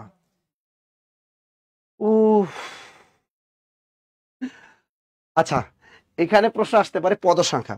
তাহলে চর্যাপদের মোট মানে চর্যা এত কল দেয় কার আমারে ক্লাস নেওয়ার সময়? একটা জিনিস খেয়াল, এখান থেকে আসতে পারে চর্যাপদের মোট গান বা কবিতার সংখ্যা কতটি ছিল? চর্যাপদের মোট পদ সংখ্যা কতটি? আমরা সবাই জানি একদম 51টি। কয়টি? 51টি।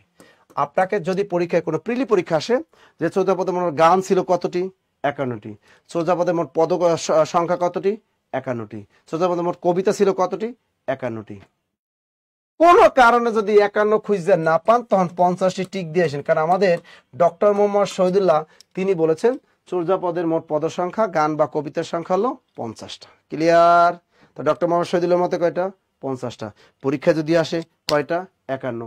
অপশনে 51 50 দুইটা থাকলে টিক দিব কোনটা? 51টি। ক্লিয়ার? এই ক্লিয়ার ক্লিয়ার ক্লিয়ার ক্লিয়ার বলেন না ক্লিয়ার? এবার দেখেন ওখানে লেখা আছে যে এর ভিতরে চর্যাপদের মোট মানে পূর্ণাঙ্গ পদ খুঁজে পাওয়া গেছে কয়টি? 46টি।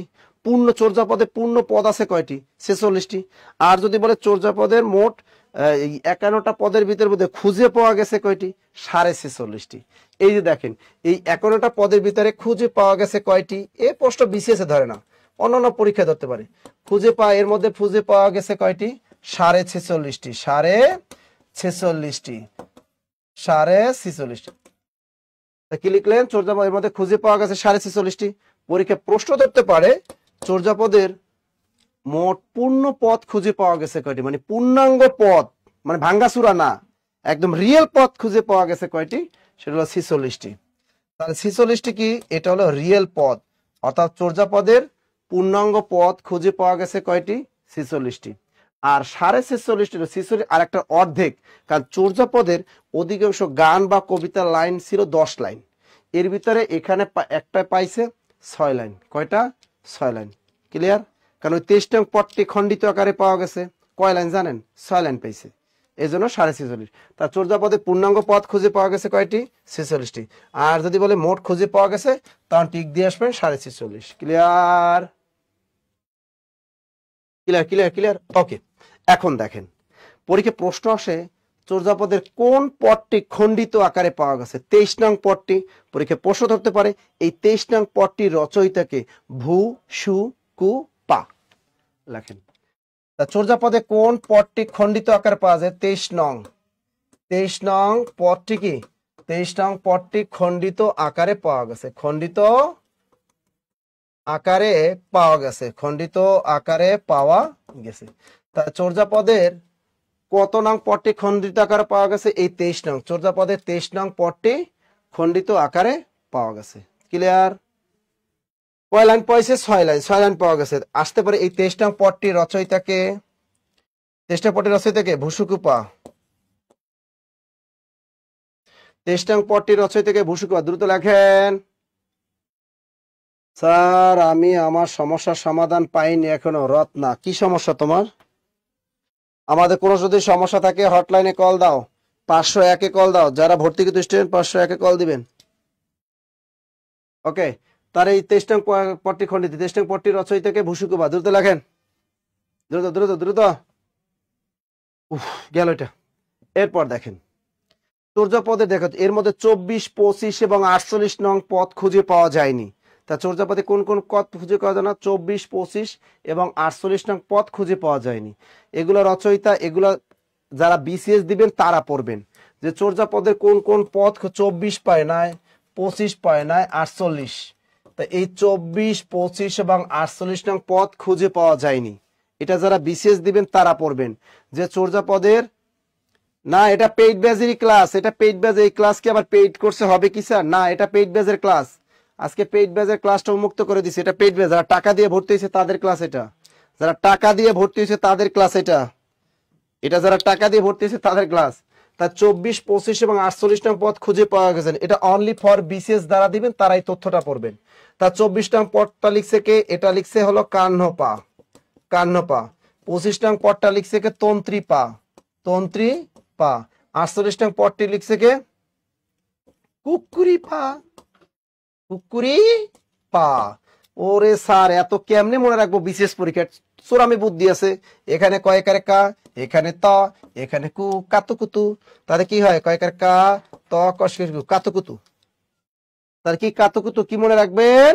কাতে কান্নপা, ততে তন্ত্রীপা, কুতে কুকুরিপা, কাতুকুতু কি মনে রাখবেন? কাতুকুতু।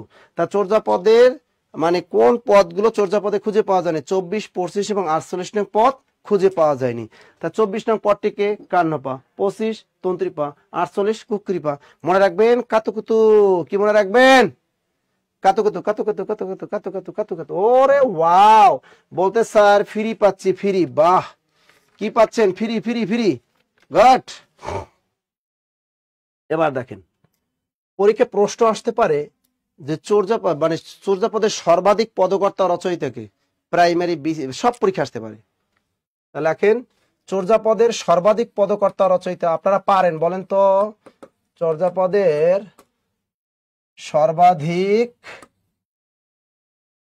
পদকর্তা, সর্বাধিক পদকর্তাকে, চর্যাপদের সর্বাধিক পদকর্তা রচয়িতাকে? কাহ্নপা। কাহ্নপা। কয়টা পদ লিখেছিল তিনি? 13টি। কয়টা? 13টা। লেখেন লেখেন লেখেন লেখেন লেখেন। ওরে এই ক্লাসটা সবার জন্য উন্মুক্ত, সবার জন্য।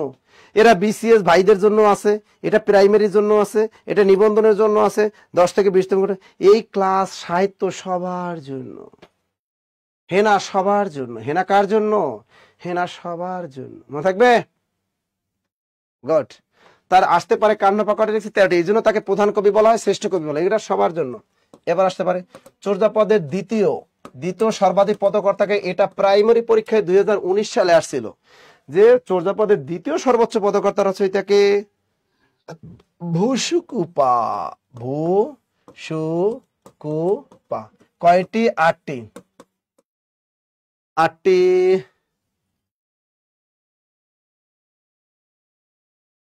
দ্রুত লাইন, দ্রুত দ্রুত দ্রুত দ্রুত দ্রুত। এবার দেখেন চর্যাপদের তৃতীয় সর্বোচ্চ পদকর্তা রচয়িতাকে বলতে পারবেন? সরহপা। সরহপা। এই ব্যক্তি কয়টা লিখছে? 4 পিস। কয় পিস? 4টি।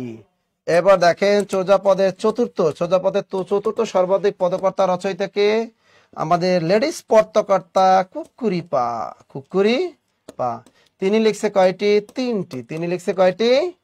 তিনটি। এবার দেখেন চর্যাপদের পঞ্চম সর্বোচ্চ পদকর্তা রচয়িতাকে, এই 3 পিস হলো লুই পা, আরেকজন হলো সবর পা। ওরে বাবা রে, লুই পা, সবর পা, আর একজন আমাদের শান্তি পা। এরা লেখছে 2টি করে। কয়টা? 2টা। লুই পা, সবর পা, শান্তি পা। টেকনিক লিখতে পারেন, বলেন কি? স সা লু।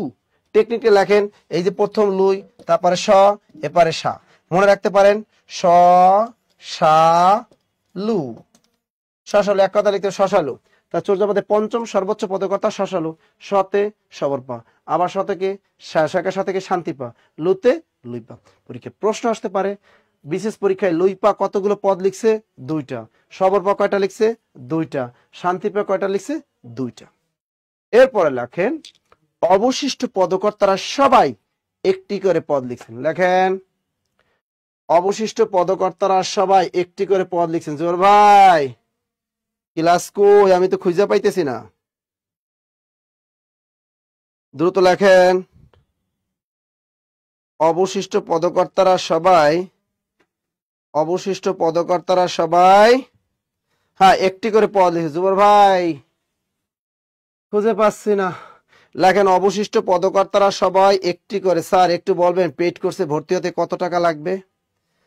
হ্যাঁ, অনলাইনে একটু দেখেন, আমাদের বিসিএস পেইড বেজে যদি আপনি ভর্তি হন, 48তম বিসিএস এ ভর্তি হলে অনলাইনে লাগবেন 6000, আর অফলাইনে লাগবে আপনার 8000।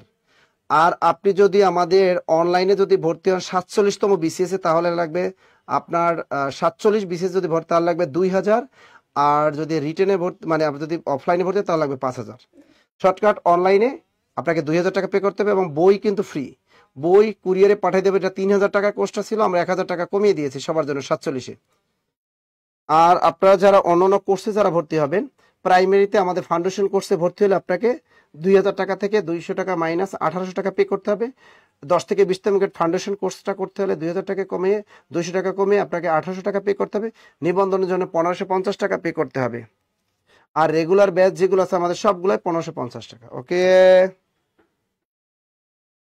আল্লাহ, আপনারা কি ক্লাস দেখতে পান? সবাই বলেন তো। হ্যাঁ, লেখেন অবশিষ্ট পদকর্তারা সবাই একটি করে পদ রচনা করেছেন। তাহলে পরীক্ষায় যদি আসে যে চর্যাপদের সর্বাধিক পদকর্তা রচয়িতাকে কান্নপা, কয়টা? 13টা। চর্যাপদের দ্বিতীয় সর্বোচ্চ পদকর্তা রচয়িতা বসুকপা, কয়টা লিখছে? 8টা। চর্যাপদের তৃতীয় সর্বোচ্চ পদকর্তা রচয়িতা সরহপা, কয়টা লিখছে? 4টা। চর্যাপদের চতুর্থ সর্বোচ্চ পদকর্তা রচয়িতা কুকুরিপা, কয়টা লিখছে? 3টা। চর্যাপদের পঞ্চম সর্বোচ্চ পদকর্তা লুইপা, সবরপা, শান্তিপা, এ কয়টা লিখছে? 2টা। সবর লুইপা কয়টা? 2টা। সবরপা কয়টা? 2টা। শান্তিপা কয়টা? 2টা। তাহলে অবশিষ্ট পদকর্তা সবাই একটি পরে বলে। কয়টা? কানিস ফাতেমা তুলি। চর্যাপদে প্রবাদ বাক্য পাওয়া গেছে 6টি। লেখেন এবার চর্যাপদে প্রবাদ বাক্য পাওয়া গেছে 6টি। চর্যাপদে প্রবাদ বাক্য আছে কয়টি? প্রবাদ বাক্য আছে 6টি। এটা পিডিএফ দিয়ে দেবো। পিডিএফ লেখা আছে, 1 নম্বরে আছে অপনা মাংসে হরিণা বৈরি, আন চাহন্তে আন পিন্ঠা। অনেক 6টা একদম সুন্দর মতো লেখা আছে, ওখান থেকে আপনারা পড়ে নেবেন, অর্থ সহ লেখা আছে। ওরে আল্লাহ গো, দ্রুত দ্রুত দ্রুত লিখছেন? আচ্ছা, এবার দেখেন চর্যাপদ নিয়ে আমাদের 2জন রাইটার আছেন, একজন ডক্টর মোহাম্মদ শহীদুল্লাহ, একজন সুনীতি কুমার। তা ডক্টর মোহাম্মদ শহীদুল্লাহর চর্যাপদ বিষয়ক একটা বই আছে, নাম Buddhist mystic song, BUDDHIST, Buddhist mystics song. এই বুদ্ধিস্ট মিস্টিক সং, এই বিখ্যাত চর্যাপদ বিষয়ক বইটি রচয়িতাকে ডক্টর মোহাম্মদ শহীদুল্লাহ। আর আমাদের ডক্টর সুনীতি কুমার চট্টোপাধ্যায় লিখছেন ODBL, এটা লিখছে ডক্টর মোহাম্মদ শহীদুল্লাহ। তা লেখেন ডক্টর মোহাম্মদ শহীদুল্লাহর চর্যাপদ বিষয়ক বইয়ের নাম বুদ্ধিস্ট মিস্টিক্স সং। আর আমাদের এটা হলো 1926 সালে বইটা প্রকাশ পায়। আর ডক্টর সুনীতি কুমার চট্টোপাধ্যায়ের এই চর্যাপদ বিষয়ক একটা বইয়ের নাম ODBL, origin and development of the Bengali language. লিখছেন আমাদের যারা বিসিএস বা অন্যান্য কোর্সে যারা ভর্তি হবেন তাদের এখানে দেখেন একটা জব মেডিসিন পেজ থেকে একদম অফার কোন কোর্সে আপনি কত টাকা দিয়ে ভর্তি হতে পারবেন সেখানে দেখেন লেখা আছে। যারা ভর্তি হবেন ওখানে কিন্তু আমাদের সম্পূর্ণ কোর্সগুলো কিন্তু লেখা আছে। সকল বিষয়ে স্যার পড়ান, হ্যাঁ আমাদের এখানে শোনেন বাংলা, অঙ্ক, ইংরেজি, জিকে, ম্যাথ, ভূগোল, আইসিটি, বিজ্ঞান, সকল কোর্স। ওকে, তাই এই দুইটা প্রশ্ন দেখেন। চর্যাপদ বিষয়ে বিখ্যাত দুইটা বই, একটা হলো Buddhist mystic song doctor Muhammad Shahidullah, আর ODBL the origin and development of the Bengali language. এই বইটা 1926 সালে প্রকাশ পায়। এটা লিখেছেন কে? Doctor Suniti Kumar Chattopadhyay. Clear? Doctor Suniti Kumar Chattopadhyay. Good, clear লিখছেন। আমাদের একটা যে অফার গুলা দেখে নিতে পারেন। তাই দেখেন এই যে বেসিক যে জিনিসগুলো আমি চর্যাপদের যে লেখাইলাম এগুলো, জুবাইর ভাই আমাদের সবাইকে আজকের ক্লাসের পিডিএফটা দিয়ে দেন। পিডিএফটা সবাইকে একটু দিয়ে দেন। পিডিএফটা আমাদের সবাইকে একটু দিয়ে দেন দ্রুত। এবার লেখেন চর্যাপদ প্রথম তিব্বতীয় ভাষায় অনুবাদ করেন কে? ডক্টর কীর্তিচন্দ্র। চর্যাপদ প্রথম তিব্বতীয় ভাষায় অনুবাদ করেন কে? এটা ভেরি ভেরি ইম্পর্টেন্ট প্রশ্ন সবার জন্য। ডক্টর কীর্তিচন্দ্র। দ্রুত লেখেন। স্যার আপনার ক্লাসগুলো সুন্দর স্যার, আমি একজনকে ভর্তি করাবো। থ্যাংক ইউ চায়না স্যার, আপনার ব্রেন ধার দেন, চাকরি নিয়ে রিটার্ন করবো। অব্যক্ত কবিতা নিশ্চুপ। ওরে বেবি, এইটা কোনো কথা? ডক্টর কীর্তিচন্দ্র, দ্রুত লেখেন। আচ্ছা, তাহলে চর্যাপদ প্রথম তিব্বতীয় ভাষায় অনুবাদ করেন কে? ডক্টর কীর্তিচন্দ্র। আর এই যে দেখেন চর্যাপদ প্রথম তিব্বতীয় ভাষায় অনুবাদ করেন কে? ডক্টর কীর্তিচন্দ্র। দ্রুত লেখো। আবার আসতে পারে চর্যাপদের তিব্বতীয় অনুবাদের নাম কি? অনুবাদকের নাম কি? মণি দত্ত। চর্যাপদ প্রথম তিব্বতীয় ভাষায় অনুবাদ করেন কে? ডক্টর কীর্তিচন্দ্র। এবার প্রশ্নটা লেখেন, এই যে তিব্বতীয় ভাষার অনুবাদ, এবার লেখেন চর্যাপদের তিব্বতীয় ভাষার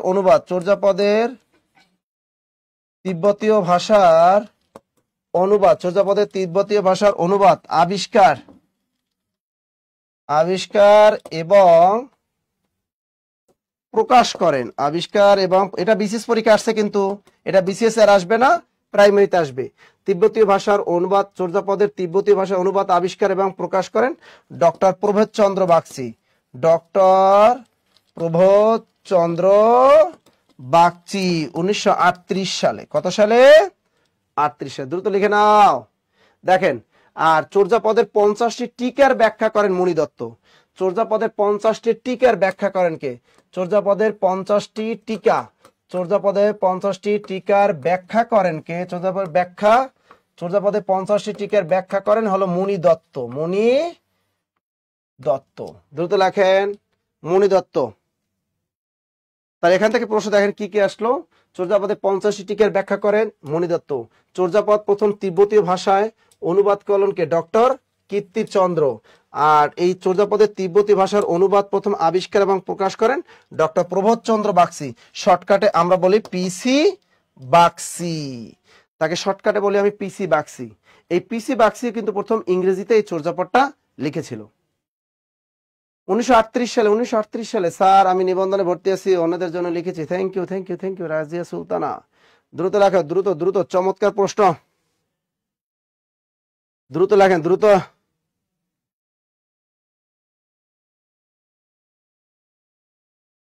লিখছেন? দ্রুত। ওকে, এবারে লেখেন চর্যাপদের বিষয়বস্তু। চর্যাপদের মূল বিষয়বস্তু কি? চর্যাপদের মূল বিষয়বস্তু কি ছিল? আসতে পারে চর্যাপদের মূল বিষয়বস্তু কি ছিল? বৌদ্ধ স্যার মিরপুর 10-এ অফলাইন সকাল বেলা 48তম সেমে আছে 10-এ অফলাইনে সকাল 8 সেমিনার আছে। আসেন আমাদের এখানে আসেন, সমস্যা নাই। মিরপুর 10-এ স্যার আমি 15 জন ভর্তি করাইছি সেরাপাতা। চিন্তা করেন এই সেরাপাতা তিনি আমাদের 15 জনকে ভর্তি করাইছে জব মেডিসিনে।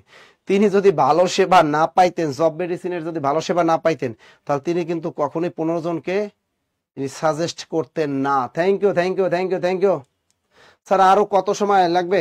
আচ্ছা, যেহেতু পিডিএফ দিয়ে দিব আজকে, বেশিক্ষণ আর পড়াবো না। আর ধরেন কত, 5 মিনিট, 5 মিনিট, 5 মিনিট, 5 মিনিট থাকেন, 5 মিনিট পড়াই দিই, এরপরে আমি আপনার পিডিএফ দিয়ে দেবো, অনেক টেনশন নিয়ে না।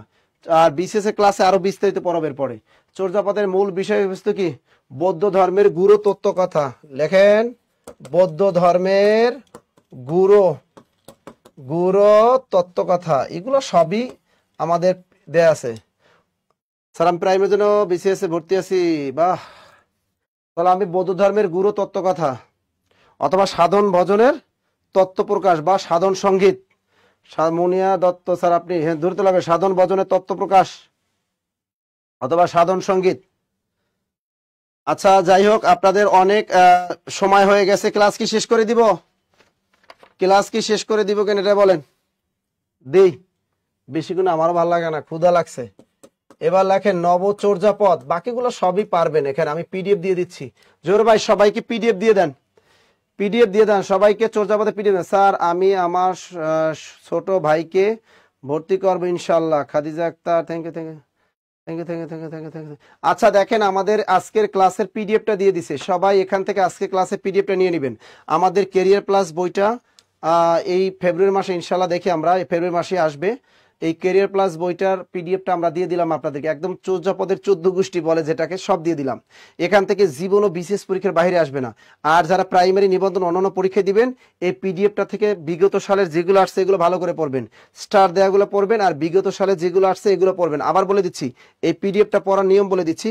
পিডিএফটা এইটা হলো, যারা প্রাইমারি নিবন্ধন 10 থেকে 20 থেকে চাকরি পরীক্ষা দিবেন, তারা শুধু বিগত সালের প্রশ্ন কটা পড়বেন, বিগত সালের প্রশ্ন কটা পড়বেন। আর যদি হাতে সময় থাকে তাহলে আপনি স্টার দেওয়াগুলো পড়তে পারেন। আর বিসিএস পরীক্ষার জন্য স্টার দেওয়াগুলা প্লাস বিগত সালের প্রশ্ন সবই পড়তে হবে যারা বিসিএস দিবেন। ওকে, তা দেখেন নবচর্যাপদ। নবচর্যাপদ কি? নবচর্যাপদ হলো চর্যাপদের অনুরূপ রচনা বা সাহিত্য। এটা তার এই নবচর্যাপদ রচিত হয় 13 থেকে 16 শতকের মধ্যে। এটা কিন্তু বাজারে অনেক গাইডে লেখা আছে 14 থেকে 16, না, এটা বাংলা একাডেমি বাংলা সাহিত্যের ইতিহাস বই লেখা আছে নবচর্যাপদ রচিত হয় 13 থেকে 16 শতকের মধ্যে। দ্রুত লেখেন, নবচর্যাপদ রচিত হয়, নবচর্যাপদ রচিত হয় 13 থেকে 16 শতকের মধ্যে। দ্রুত লেখেন, নবচর্যাপদ রচিত হয় 13 থেকে 16 শতকের মধ্যে। দ্রুত লেখেন, 13 থেকে 16 শতকের মধ্যে। তার স্যার ইংরেজি বইটির নাম বুঝতে পারি নাই। ODBL পিডিএফ এ সব আছে, ওই পিডিএফ দেয়া আছে, পিডিএফ এ লেখা আছে, সব আছে। সারা ভর্তি হয়েছে নাকি তারা? ওই পিডিএফ দিয়ে দিছে, দিয়ে দিছে আপনি পিডিএফ দিছে। আচ্ছা, নবচর্যাপদ রচিত হয় 13 থেকে 16 শতকের মধ্যে। এইটা বাজারে অনেক গাইড বইয়ে লেখা আছে 14 থেকে 16, এটা ভুল তথ্য। 13 থেকে 16 শতকের মধ্যে। তাই নবচর্যাপদ হলো চর্যাপদের অনুরূপ রচনা বা সাহিত্য। স্যার আমি ফাউন্ডেশন কোর্সে ভর্তি হয়েছি, Sanaullah, thank you, thank you. সারা ভর্তি হয়েছে, তারা কি পিডিএফ পাবে? সবাই পাবে, পিডিএফ তো দিয়ে দিছি, সবাই পাবা, সবাই পাবা। দ্রুত লেখো, সবাই পাবা, দ্রুত লেখো। নবচর্যাপদ নেপাল থেকে আবিষ্কার বা সংগ্রহ করেন ডক্টর শশীভূষণ দাশগুপ্ত। ডক্টর শশীভূষণ দাশগুপ্ত, দ্রুত দ্রুত লেখেন। নবচর্যাপদ নেপাল থেকে সংগ্রহ করেন ডক্টর শশীভূষণ দাশগুপ্ত। ডক্টর শশীভূষণ দাশগুপ্ত, দ্রুত লেখেন। তার নবচর্যাপদ নেপাল থেকে সংগ্রহ করেন কে? Doctor Shashibhushan Dasgupta. Sir PDF তো ডাউনলোড হচ্ছে না স্যার, আমার স্ত্রীকে ভর্তি করাতে চাই। স্যার আমি ভর্তি আছি নিবন্ধনে, হাফসা দেলার হোসেন, হাফেজ দেলার। সমস্যা নাই, আপনি আমাদের হটলাইন নাম্বারগুলোতে কল দেন, হটলাইন নাম্বারগুলোতে কল দেন। দ্রুত দ্রুত লেখেন, 1963 সালে। দ্রুত লেখেন, এই তথ্যটা লিখে রাখেন। তাহলে নবচর্যাপদ নেপাল থেকে আবিষ্কার বা সংগ্রহ করেন ডক্টর শশীভূষণ দাশগুপ্ত। কত সালে? 1963 সালে। 1963 সালে। তিনি মোট 250টি পদ উদ্ধার করেন। তিনি মোট কতগুলো পদ উদ্ধার করেছিলেন এগুলো লেখা আছে সব পিডিএফে। 250টি পদ উদ্ধার করেন। এর মধ্য থেকে 98 অথবা কখনো 100টাও থাকতে পারে, এর মধ্য থেকে 98টি পদ তিনি কলকাতা বিশ্ববিদ্যালয় থেকে প্রকাশ করার উদ্যোগ নেন, কিন্তু তিনি মারা যান। পরবর্তীতে এই 98টি পদ ডক্টর অসিত কুমার বন্দ্যোপাধ্যায় কলকাতা বিশ্ববিদ্যালয় থেকে প্রকাশ করেন 1988 সালে। এটা আপনার পিডিএফে দেয়া আছে, সুন্দর মতো পড়ে নেবেন। আবার বলে দিচ্ছি, নবচর্যাপদ হলো চর্যাপদের অনুরূপ রচনা বা সাহিত্য। নবচর্যাপদ রচিত হয় 13 থেকে 16 শতকের মধ্যে। নবচর্যাপদ নেপাল থেকে আবিষ্কার বা সংগ্রহ করেন ডক্টর শশীভূষণ দাশগুপ্ত 1963 সালে। তিনি মোট 250টি পদ উদ্ধার করেন। এর মধ্যে থেকে 98টি পদ তিনি কলকাতা বিশ্ববিদ্যালয় থেকে প্রকাশ করার উদ্যোগ নেন, কিন্তু তিনি মারা যান। পরবর্তীতে এই 98টি পদ কলকাতা বিশ্ববিদ্যালয় থেকে প্রকাশ করেন ডক্টর অসিত কুমার বন্দ্যোপাধ্যায় 1988 সালে। কত সালে? 1988 সালে। কোনো কারণে যদি এই নবচর্যাপদ যদি এই 98 না থাকে, সেক্ষেত্রে 100টা ধরতে হবে। কয়টা? 100টা। তবে 98টা বেশি অ্যাপ্রোপ্রিয়েট। ক্লিয়ার সবাই? পিডিএফ দিয়ে দিছেন? এই যে পিডিএফ দিয়ে দিছে, তো দিয়ে দিছে। স্যার লিখতে পারবো না স্যার, মাথা ঘুরতেছে, বমি বমি ভাব আসতেছে। কি কর রিক্তা শিকদার, তোমার এই অবস্থা?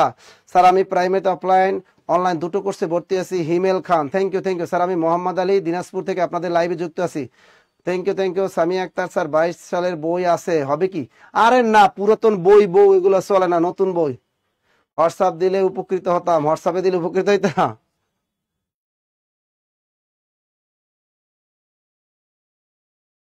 আচ্ছা শোনেন, যারা এখান থেকে পিডিএফ ডাউনলোড করতে পারতেছেন না, টেনশনের কারণ নাই।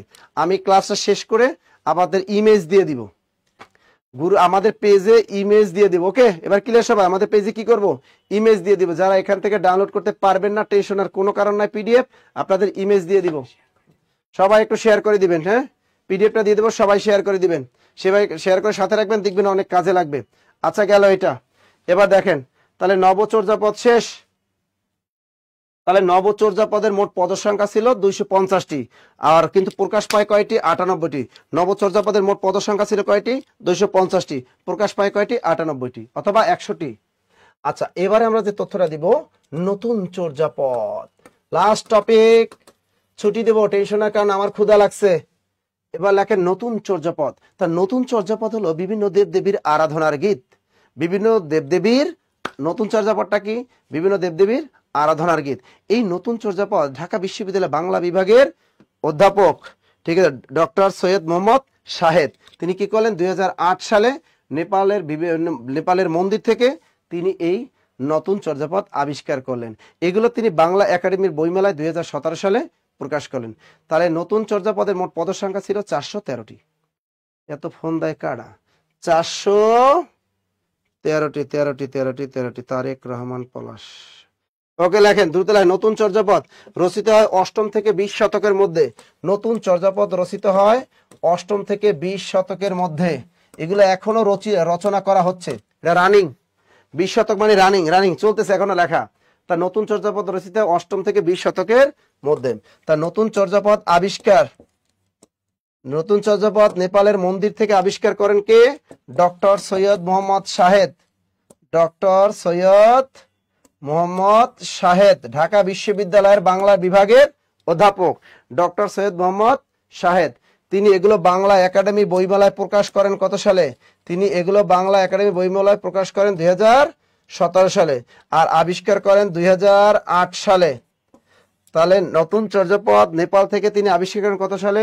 2008 সালে। এগুলো তিনি বাংলা একাডেমি বইমেলায় প্রকাশ করেন কত সালে? 2017 সালে। তাহলে নতুন চর্যাপদের মোট পদ সংখ্যা কয়টি? 413টি। 413টি। ক্লিয়ার?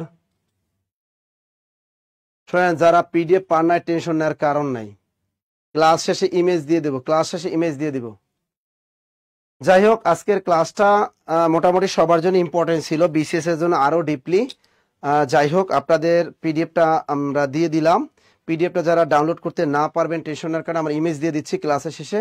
আজকে আমাদের লেকচারটা ছিল 1 নাম্বার লেকচার, বাংলা সাহিত্যের প্রাচীন যুগ। ইনশাল্লাহ যা পড়িয়েছি, যা পিডিএফ দিয়েছি, বিসিএস বলেন, অন্য যে কোনো জব পরীক্ষা বলেন, কখনোই এর বাইরে থেকে ইনশাল্লাহ আর আসবে না। এবং সবগুলো নির্ভরযোগ্য তথ্য আপনাদেরকে আমি প্রোভাইড করলাম। সবসময় জব মেডিসিনের সাথে থাকবেন, জব মেডিসিনকে ভালোবাসবেন, নিজে ভর্তি হবেন, অপরজনকে ভর্তির জন্য উৎসাহিত করবেন। আপনারা যে কোর্সে ভর্তির জন্য মন স্থির করেছেন, আমাদের হটলাইন নাম্বারগুলো আছে। এই হটলাইন নাম্বারে আপনি কল দিলে আপনার আর্থিক সমস্যা থাকলে আপনাকে ভর্তি নেবেন। ইনশাল্লাহ সবার একটা চাকরি হোক, এটা আমরা সবসময় আপনাদের জন্য বলি এবং দোয়া করি আপনাদের জন্য। সবাই নিয়মিত পড়াশোনা করবেন, জব বিডিসির ক্লাসগুলো নিয়মিত করবেন। ওকে ওকে ওকে ওকে স্যার কোন বই থেকে বিসিএস পড়বো? আমার বইটা আমাদের যে বইটা জব মেডিসিনের যে বইটা ক্যারিয়ার প্লাস বইটা আমরা ফেব্রুয়ারি মাসের শেষের দিক দিয়ে মার্কেটে প্রকাশ করব। আর আপনাদের পিডিএফটা আজকে আমরা দিয়ে দিয়েছি। আজকে পিডিএফটা আজকে ক্লাসের পুরো পিডিএফটা ক্যারিয়ার প্লাস বইয়ের পিডিএফটা পুরোটাই দিয়ে দিলাম আজকে। ওকে স্যার, ওকে পাপিয়া সুলতান জব মেডিসিন সবার জন্য মুক্ত, জব মেডিসিন মানে অসাধারণ ক্লাস স্যার, আপনার জন্য অনেক অনেক দোয়া ভালোবাসা রইল। Okay thank you thank you thank you thank you thank you. আজকে ক্লাসটা মূলত ছিল কাদের জানেন? আজকে ক্লাসটা ছিল আমাদের পেইড ব্যাচের স্টুডেন্টদের ক্লাস ছিল আজকে, এটা যারা টাকা দিয়ে ভর্তি হয়েছে। যাই হোক, আজকের ক্লাসের যে মানে সব, যেটাকে আমরা সব বলি, সেটা কিন্তু আপনারা সবাই পাইলেন। অর্থাৎ যারা আমাদের ভর্তি স্টুডেন্ট, যারা টাকা দিয়ে ভর্তি হয়েছে, ক্লাসটা উন্মুক্ত করে দিয়েছিলাম, তারাও কিন্তু সবটা পাবে যারা ফ্রি ক্লাসটা করছে। যাই হোক, সবাই কষ্ট করে ক্লাসটা করলেন, ভালো থাকবেন, সুস্থ থাকবেন, এই শুভকামনা আজকের মতো বিদায় নিচ্ছি। আল্লাহ হাফেজ।